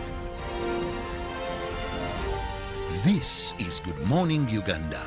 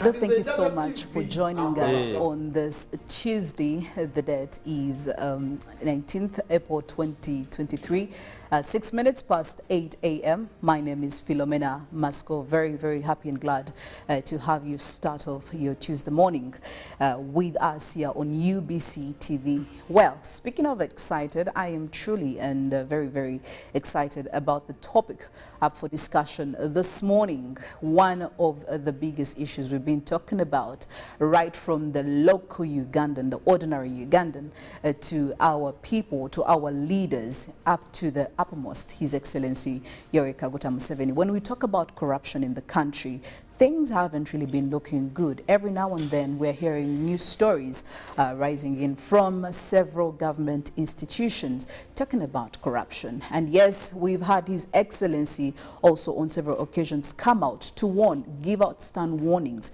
on how he's going to be very deliberate and very intentional when it comes to fighting corruption in Uganda. It's been quite a challenge, especially to our development as a country. And when we talk about the budget, we know that we lose quite an imperative percentage of the budget to corruption. Well, I'm very happy this morning that we do have a wonderful guest who clearly will be telling us more about this, probably giving us the answers to the whys and hows, the wheres and whens. I'm thinking by the time we walk out of here this morning, we will have satisfactory answers. This morning, I am very honored to introduce to you our guest of the day. That is Dr. Patricia Achan Okiria, the Deputy Inspector General of Government. Thank you so much for joining us this morning. Good morning, and good morning, viewers out there. I'm happy to be part of this program this morning. Thank you. Well, speaking of the program, I also do understand that the office of the IGG has come up with some of the strategies they do believe will help in fighting all of these corruption cases we've had. And one of them is the commencement of abrupt inspections, which is a program that is already happening or going on, but would also love to know what would be the expected outcomes of all these abrupt inspections. So she'll be telling us how they're operating, whether she should be telling us where and when, considering that they're abrupt. We'll be looking into that. So be part of the conversations, get into our social media pages, ask all the questions you would love to have answers to. Twitter, #UBCGMU, and getting to our WhatsApp platform 0709-602-592. We'll be happy to have all your concerns forwarded, and definitely I'll forward them to our guest this morning. But getting into it, Dr. Patricia, when it comes to corruption, would you create for us a picture from your perspective how we are doing when it comes to fighting it before we actually get into some of the reasons as to why we are seeing it in the institutions? Create for us a picture what the Office of the IGG is actually doing currently. Thank you very much, Philomena. The mandate of our office as the Inspectorate of Government is fully provided for in the Constitution of the Republic of Uganda under Article 223, where we derive our mandate, and the Inspectorate is a lead anti-corruption agency in the country at the moment. Our roles and powers are provided for in the Constitution, but in line with what you have said, we do conduct on-spot visits, on-spot checks, especially to ensure that there is transparency, accountability, and good governance, especially when it comes to issues of service delivery in local government. But we have a broad mandate. We do both preventive actions in the fight against corruption, and we also do proactive where we are prosecuting, we are arresting, we are investigating and convicting cases of corruption. But also preventive, we encourage empowerment of the citizens out there. We do awareness programs, sensitization programs, and so on. Then we do also monitoring and inspections, and this is in line with the on-spot checks to ensure that there are standards that are maintained, especially when it comes to service delivery. You find that there are different approaches to service delivery. There is direct provision by local government through private sector delivery, and then there's also the civil service delivery of services to the people. So it's very important that when these services are delivered, they follow certain guidelines. We have got laws and regulations and policies, so the service providers need to adhere to those guidelines. So the purpose of our on-spot checks is basically to quickly detect and do quick fixing, because you find that if there is no supervision, then there are problems. There are problems. The service providers will do things the way they feel like. If there is no oversight, then you find that people will go and commit all sorts of breaches and offenses while in a bid to deliver these services. So it's important for us to do the on-spot checks to ensure that standards are maintained, to ensure that procurement is adhered to the procurement rules and guidelines, and to make sure there is no shoddy work. Because if we all sit back in our air-conditioned offices and we don't go out there to the field to engage with the public, to engage with the civil servants, then a lot can go wrong, because you realize that we have a broad mandate to promote and adhere to strict adherence to the rule of law, especially in governance. So you find that public service, by the way, is a product. Why I say it's a product, it is a product which is supposed to be actively delivered to the people, because the people out there are the recipients. They need to benefit from some of these programs. For instance, they need socioeconomic services, like schools should be put in place for education, healthcare services. They need facilities like infrastructure, roads, and so on. So if we sit back and just let the contractors do as they wish, then a lot goes wrong. Okay. So we need to check and see, how are they procured? Are they following guidelines? Is it the best evaluated bidder who took on the project? What history does this contractor have? Is he measuring up to the standards expected of him, or he's the one doing shoddy work? We have experiences where they have procured services of a contractor in over 10 districts, and therefore he's overwhelmed and he cannot be able to fulfill or measure up to the expectations. So you find that it becomes a challenge. So this on-spot checks helps us to remind the technical people in the district, the political leadership, to play their role effectively. Okay. Yes. Of course, we'll be zeroing back to that, but also the fact that you have to do that definitely gives a picture that there is a problem in these institutions. The corruption, why is the corruption continuously growing? And I mean, I would say that because we have seen the recent scandals. We have seen one in SSF, we've seen the most recent one that is the talk of town right now. But even before that, we have had His Excellency come out being very, very tough on corrupt officials, in fact even encouraging Ugandans not to be part of the corruption process. The fact that he can talk about it definitely shows that there is quite a lot. And we were talking about this earlier. Uganda loses about 10% of the budget of corruption. Why do we continuously to see scandal after scandal? Where is IGG in all of this? Well, Philomena, our office has been working and is still working, and we are determined to even work harder to deal with issues of corruption in this country. And ever since we took office, we are now 1.5 years in office, we have registered lots of achievements, but corruption being corruption is escalating, and you can hear about the scandals, you can hear about some of the high-profile cases, but Ugandans have been out there crying and saying, why are you people dealing with only small cases of Mukene? Yes. Where the we want you to take, yes. Now we have gotten to a point where we have the imputers presenting themselves. The high-profile cases have come up, and the Inspectorate of Government has picked interest on each and every high-profile case, and we are actually investigating those cases and going into detail, actually comprehensively. For instance, you have mentioned the Mabati. Usually when matters are in court, we, the legal practitioners, say it's sub judice. We don't go into the details. But just for the general public's knowledge, for us as the Inspectorate of Government, we are doing a comprehensive investigation into the whole relief program of government. And the disclosures are a bit amazing.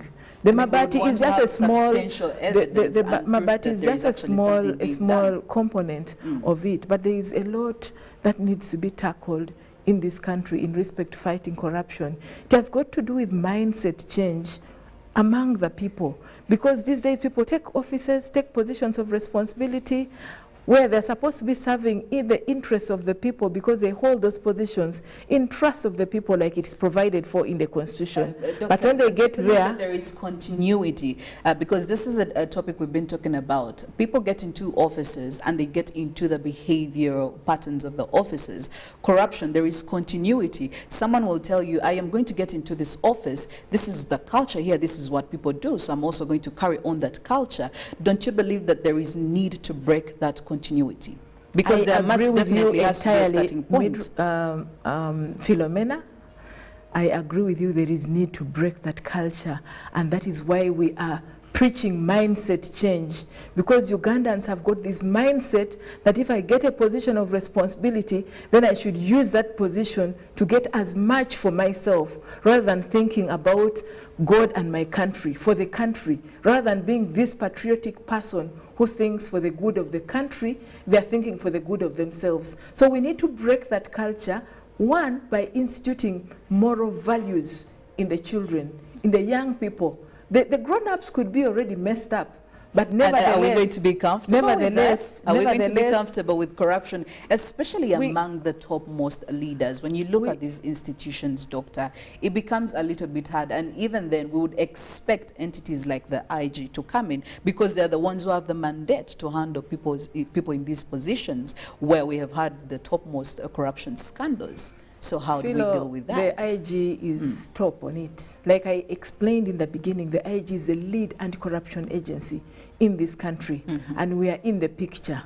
We are in the picture and we are dealing with these issues like I had alluded to earlier on. One thing I would like to discourage is the lamentations.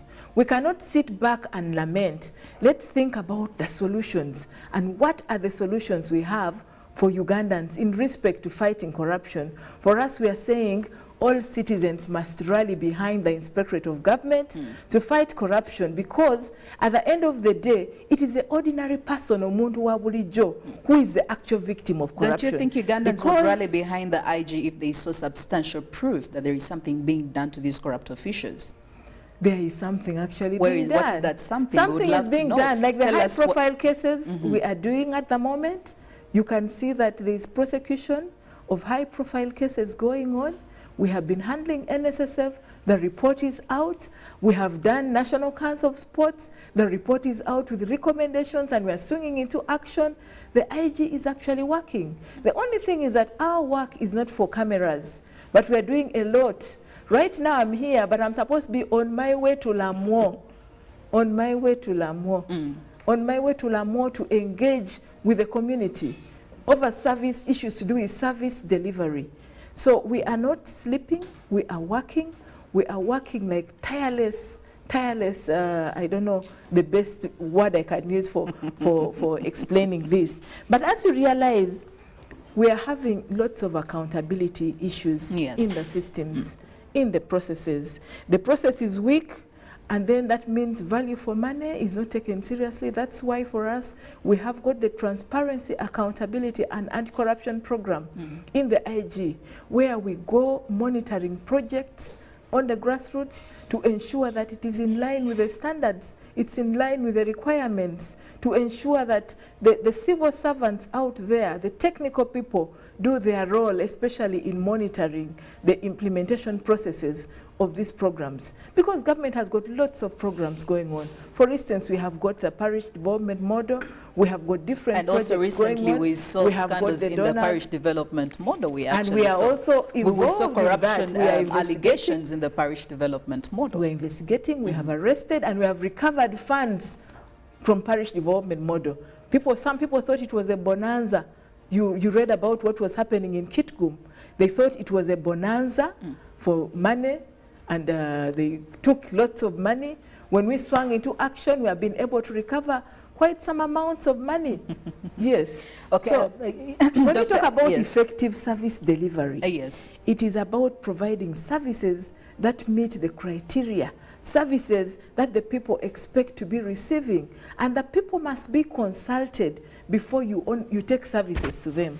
So when you consult them, then you get views and feedback from them on what they expect in terms of service delivery. It's about involving them right from the planning processes.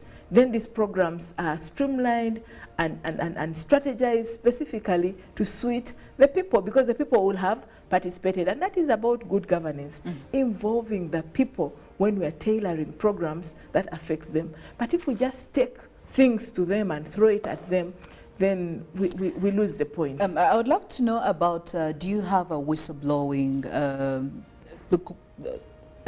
a strategy for people to actually report some of these cases? And if it is, how active is it? How often do you get people reporting some of these corruption cases? Because when you talk about people involvement, I would want to believe that that is one of the things you're looking at. People coming to you and telling you, I think there is something fishy or sketchy going on. Even the president actually was talking about how we saw this Mabati, it was through a whistleblowing, a whistleblower. But how active is it? How many people do people actually come through and tell you some of these cases, since we are talking about Ugandans being involved? Philo, we have got the Whistleblower Protection Act. The Whistleblower Protection Act is a law that provides for the protection of every whistleblower who reports a case to the IG. So when we receive those cases from the whistleblowers, and we rely heavily, by the 85% of the cases we do at the Inspectorate of Government come from informers and whistleblowers. And when we receive the proceeds of what we have recovered, then the whistleblower is entitled to 5% of that proceeds. But we also have informers who are not protected under the Whistleblower Protection Act. Okay. And they are provided for within the IG Act, specifically Section 35. People who give us information, then it's on the basis of that information that we swing into action, we investigate and actually get good prosecutable cases from them. And some of them even offer to be witnesses in court. They offer to come up as witnesses, and when the case is successful and we recover money, then 5% goes to this person. We have a whistleblower protection law and also the IG Act specifically for encouraging the informers who report cases to us. We have a good percentage of cases we receive from whistleblowers, but we also handle certain cases at our own initiative, where we pick interest. Like something has broken out, we pick interest and say, hey, Auditor General's report is revealing ABCD.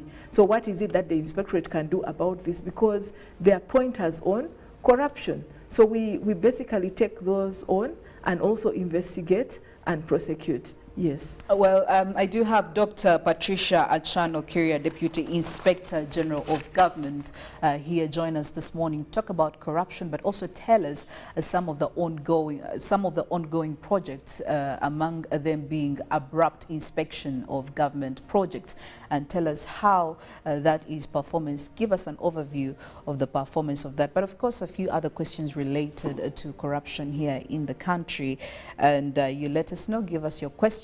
I'm already receiving a couple of them on our WhatsApp platform, 0709-602-592. But you could also go to Twitter. The hashtag is UBCGMU and let us know. Now, there is a complaint coming in here from Oputo George in Tororo, and it's in regards of correspondence from the IG, and he says, we could actually say the naked truth is that the office of the IG is part and parcel of corruption in Uganda, particularly at district level, because all the corruption at district level in respect to service delivery, the office is normally at the no. For example, in Tororo, the youth one time went to IGG complaining about the Youth Livelihood Fund that was mismanaged by one CDO, and the office never helped the youth to date. Could you probably make a comment about that correspondence or response coming in from the office of IGG, and also to clarify, true or not, if the IGG is part of the corruption parcel like he talks about it? Thank you very much, Oputo George. Oputo George from Tororo. It is quite unfortunate if it is true that that matter was brought to our office and was not given due attention. But the new leadership in the Inspectorate of Government has made certain changes in the offices. We have actually rotated our regional officers. We've rotated the staff and given them different responsibilities. But Youth Livelihood Fund is a critical program of government, and if there are issues to do with corruption in it, and we have not taken action, I think I will have to follow it up with a regional office and ensure that something is done. And like I had said earlier on, when we are in touch with the citizens, when we are in sync, when we give them feedback, when they bring their cases to us and we act on, then we have a clear understanding on what to act on exactly. And it can even help improve the decision making, because citizens will have contributed in making decisions which touch on them. But that is a matter which we can take on with our regional office in Tororo, the Youth Livelihood Fund, and find out exactly where did that complaint go. Because we have cases where people are complaining that our officers are also compromised. Yes. So we have a responsibility of doing, because they believe that some of the cleaning. Yes. And we do not want our people to be acclimatized in the districts they're serving. So when they serve for 2 years, we will keep rotating and changing them so that they go elsewhere. But also, our staff work with integrity and diligence. They work with integrity and diligence, and we see this from the quality of cases that they send to us to sanction, because we, the leadership, are the ones who sanction cases or complaints that come, and it is the staff that receive those cases. So if they were compromised, I don't think we'd be having that quality of cases and receiving the good quality of reports from their investigations. So I think that is something we can deal with. If it is a one-off that happened in Tororo, I must commit to pledge that I will follow it up and provide quick fixes. Like we said, it's about quick detection and quick fixing. Yes. Okay. Thank you. There was also a campaign that was started by the Office of the IG to do a lifestyle audit, especially among the top government officials. We even had His Excellency on the list. We had the Speaker of Parliament on the list. How far with that campaign? Well, the lifestyle audit is a method of investigation. It is a tool we're using in fighting corruption, because you realize that when someone has acquired some resources or money illicitly, he is quick to put it into real-life estate, he's quick to buy a new car, he's quick to change on his outfit, and even the meals he eats changes completely because he has acquired some resources. The lifestyle audit is progressing quite very well in the Inspectorate of Government, because now what we do, each time we receive a case or complaint, we do check for compliance. But do these audits actually give you exactly what you're looking for? Because, I mean, there is a whole, we've heard of city tycoons or some of the corrupt officials who register some of these establishments in Kampala or anywhere, or whichever investments they make in people, they register them in different names, not to be, of course, found guilty. But do you actually get what you're looking for when you do all these lifestyle audits? Because I am sure this is not the first lifestyle audit you've done. Well, there are very many others. Lifestyle audit from the onset is an ongoing process where you check and investigate this person's lifestyle over a period of time. How was he living in 2020? How is he living in 2021? How is he living up to 2023? What has changed about his resources? What he has, is it commensurate to his well-known sources of income? It is an investigative approach, and it is ongoing, and it is very helpful, because even when we are verifying, we have gone through the declaration process, the declaration period which you heard about, where people had to declare their incomes, their assets and liabilities. So in the process of verification, we actually apply the lifestyle audit as well, because we need to find out whether this person's resources are commensurate to his well-known sources of income. So it is a method of investigation, of probing deeper to find out whether this property this person has is actually registered in their names. There are people, like you have said, who register property in the names of their houseboys, in the names of their children, close associates, and so on. In the process of doing that audit, we actually discover that. And in the Leadership Code Tribunal, do you bring them to we have, yes. Why am I talking about the Leadership Code Tribunal? Because when we are looking at those cases of leaders, we subject them to the Leadership Code Tribunal for adjudication. Like the declarations we have now had, we are preparing files to take every leader who is in breach to the Leadership Code Tribunal. And I would like to pledge to Ugandans that the leaders will heed to this. The leaders will learn their lessons, and the leaders will be more accountable to the people, because for us we are looking at it as a very useful tool in fighting against corruption. Because like you have said, people quickly invest in assets, but if they cannot account to the people, if they cannot explain how they acquired the assets, then we are losing it. So if we are to support and join the war against corruption, I think it's important for us to encourage people to have that mindset change, to own the war against corruption, and come out and report cases of corruption to the Inspectorate of Government, and we will take action, investigate, and bring these people to book. Okay. Yes. Well, there is one more comment coming in here saying, people really firmly believe that the IGG is purely involved, or being used by the corrupt. And they make reference to the mismanagement in the case of Uganda Airlines, and where at the end of the day, the court cleared the former CEO. But talking about the court and the judicial system, don't you think that questions are already looming? How trustworthy is the judicial system when it comes to fighting corruption? Because as an entity, as the IG entity, we believe that you have to work hand in hand with the judicial system. But how trustworthy is it when it comes to fighting corruption? Well, we have got a robust legal and policy framework in this country and institutions in fighting corruption, not just the judicial system, but we have the interagency forum where you find different institutions with different mandates relating to fighting corruption. We have got the Office of the DPP, the Directorate for Ethics and Integrity, the Inspectorate of Government, CID of the police, and several other institutions, State House Anti-Corruption Unit, and so on, all involved in fighting corruption in this country. But when you raise issues like judicial system being corrupt, or in fighting and cannot fight corruption, or IG being used by the corrupt, and the issue of the Uganda Airlines case, the IG has done a lot in that case. A lot in that case. There are issues that have been sorted administratively. We have written recommendations to the Ministry of Works and Transport, of course after investigating, and advised that matters can be sorted administratively. From the airline case, we have about 2 or 3 ready for prosecution. So we have not slept on the job. You realize that we even arrested the CEO for defying my orders. We directed him to come.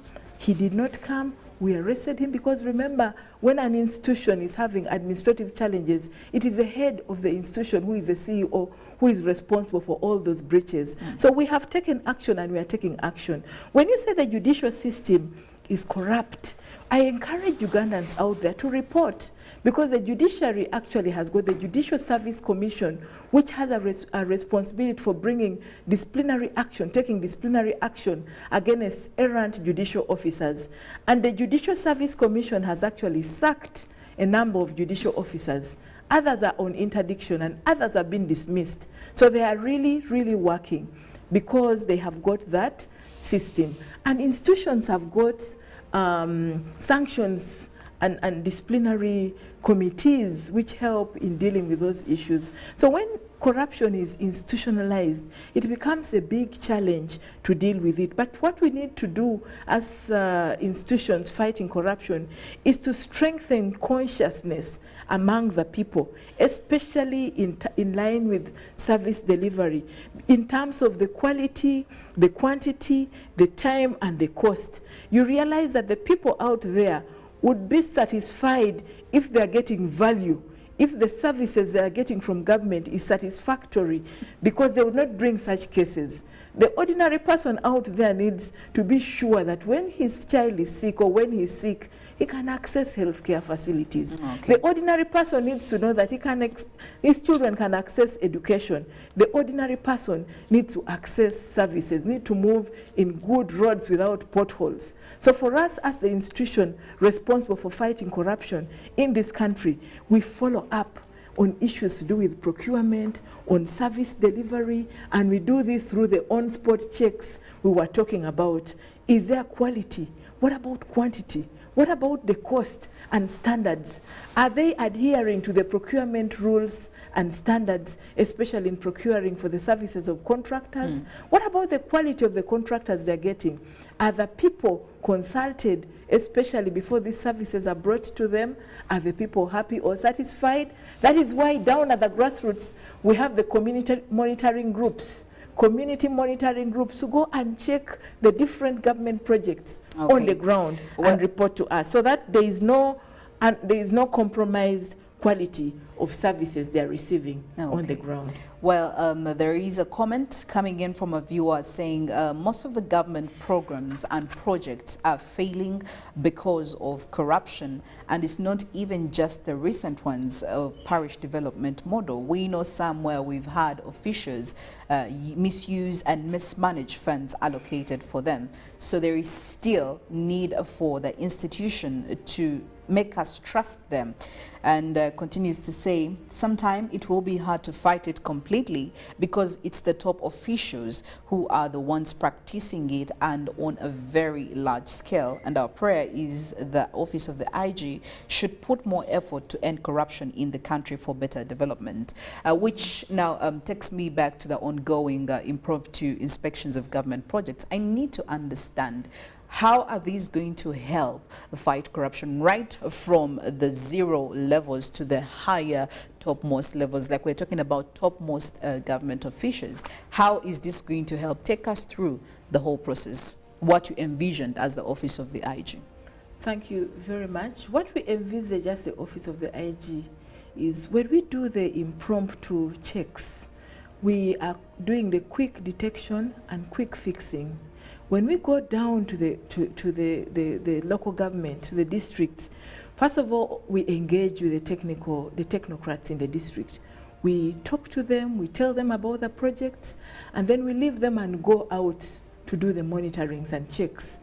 And now when we go to do the monitoring, we're able to check where the gaps are, where there are red flags, and so on. But we realize that, like someone has just said, the efforts of government programs failing because of lack of supervision. We need political monitoring, effective technical supervision and political monitoring, meaning that the political leadership in the districts should take charge. And this is the chairman 5.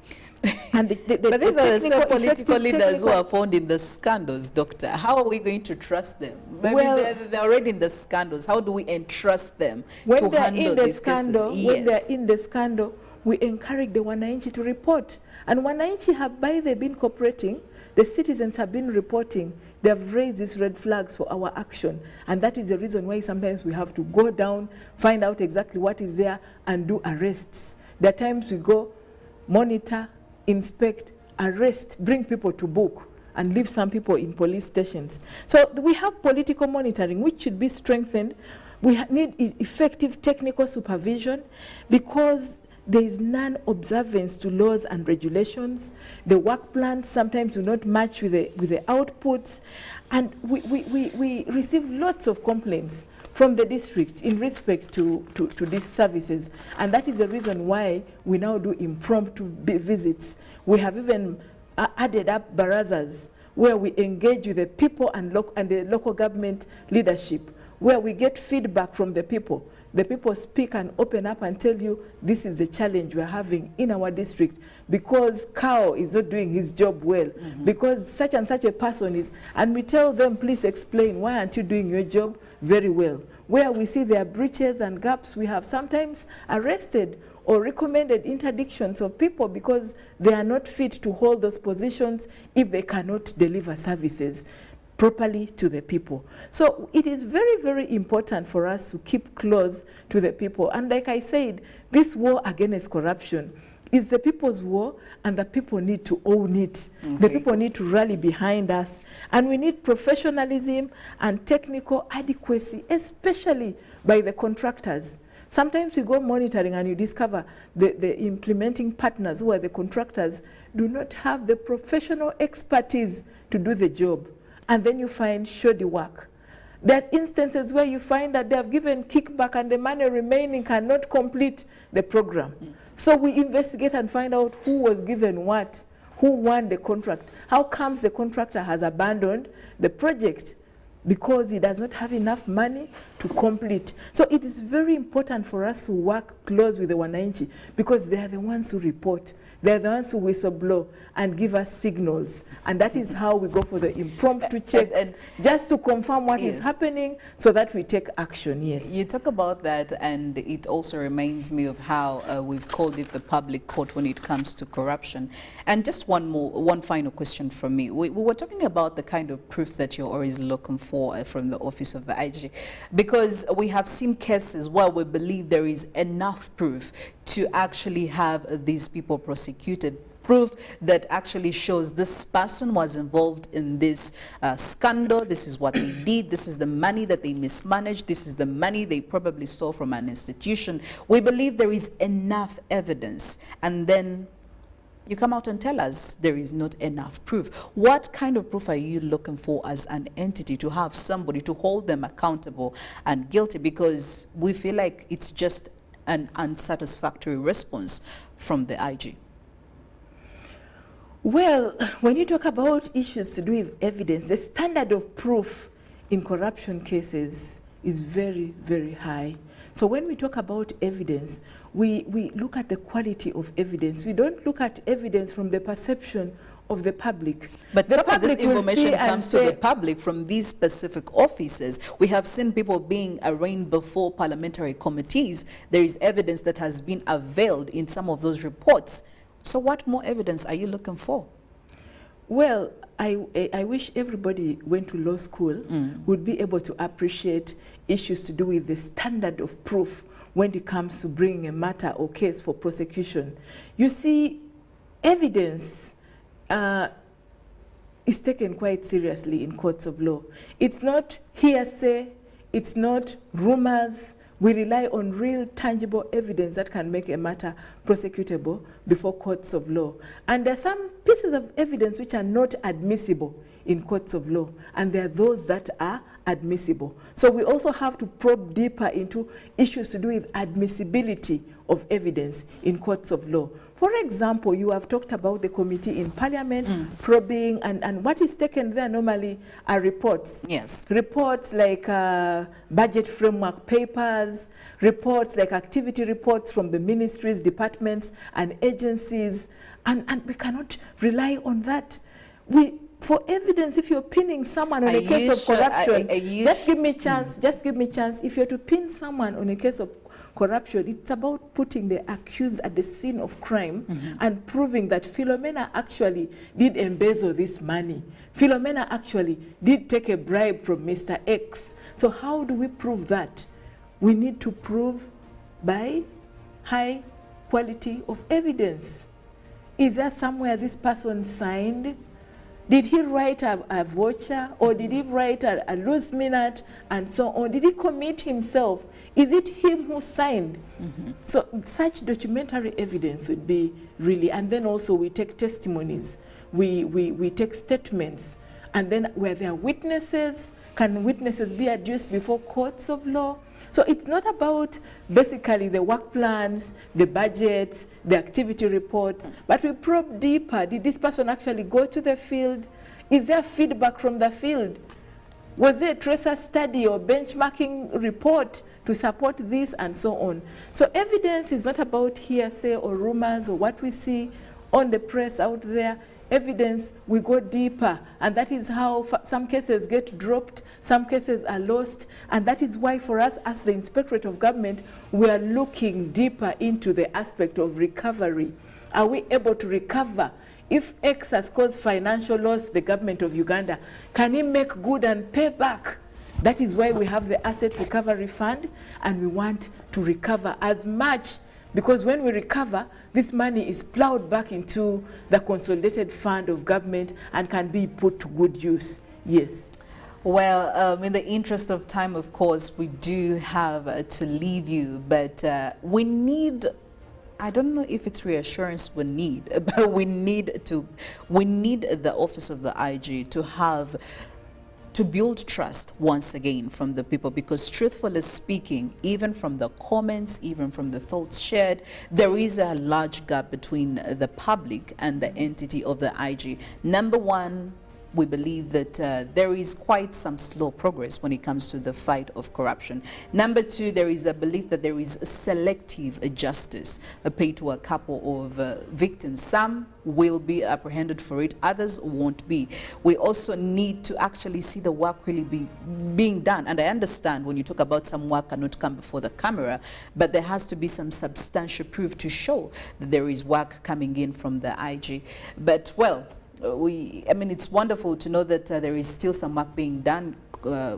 considering that we're looking at now the impromptu, I believe when people are not prepared and you get them unaware, clearly you will get what you're looking for. But the prayer here is that we get justice because at the end of the day, corruption is costing us. Well, any final word before we close off? Thank you, Philomena. Before I give a final word, I just want to mention a comment on the issue of selective justice, because we don't do that. Corruption is all corruption. Just like sin is sin. There is no small or big. We treat it all the same and we do not discriminate.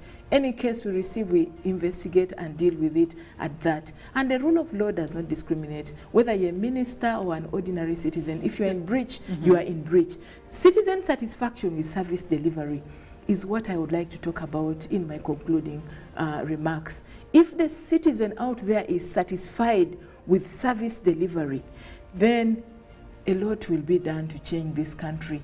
As long as they are not satisfied, because the ordinary citizen out there remains the focus of service delivery, because this is the point where we realize value for money. And we are here in these offices, by the way, to support and help the people who are the citizens. So we pledge to continue working hard, to continue engaging, constructive engagement with the district local government, with the leadership, with the technical team at the grassroots, with the ordinary people, because we believe if the ordinary people can join us in the war against corruption, then they can be able to come out and demand for accountability from an uninformed perspective. So we need to equip the people, empower the people with knowledge about corruption, the dangers of corruption, and I believe Ugandans, we will see a change. It's not a time for lamentation, but it's a time to act. A time to act and cause the change and achieve its purpose. So thank you very much. Thank you very much for listening and for viewing this program. And thank you for the questions and comments that came through. And thank you, Philomena, for hosting me. Dr. Patricia Achan Okiria, the Deputy Inspector General of Government. We have sports updates coming in, just a few from the man himself, Ruben Mpima Chibirango. And UBC Good Morning Uganda Extra will be following right after that. Allow me to wish you a wonderful and productive Tuesday. I am Philomena Mastiko. Good morning.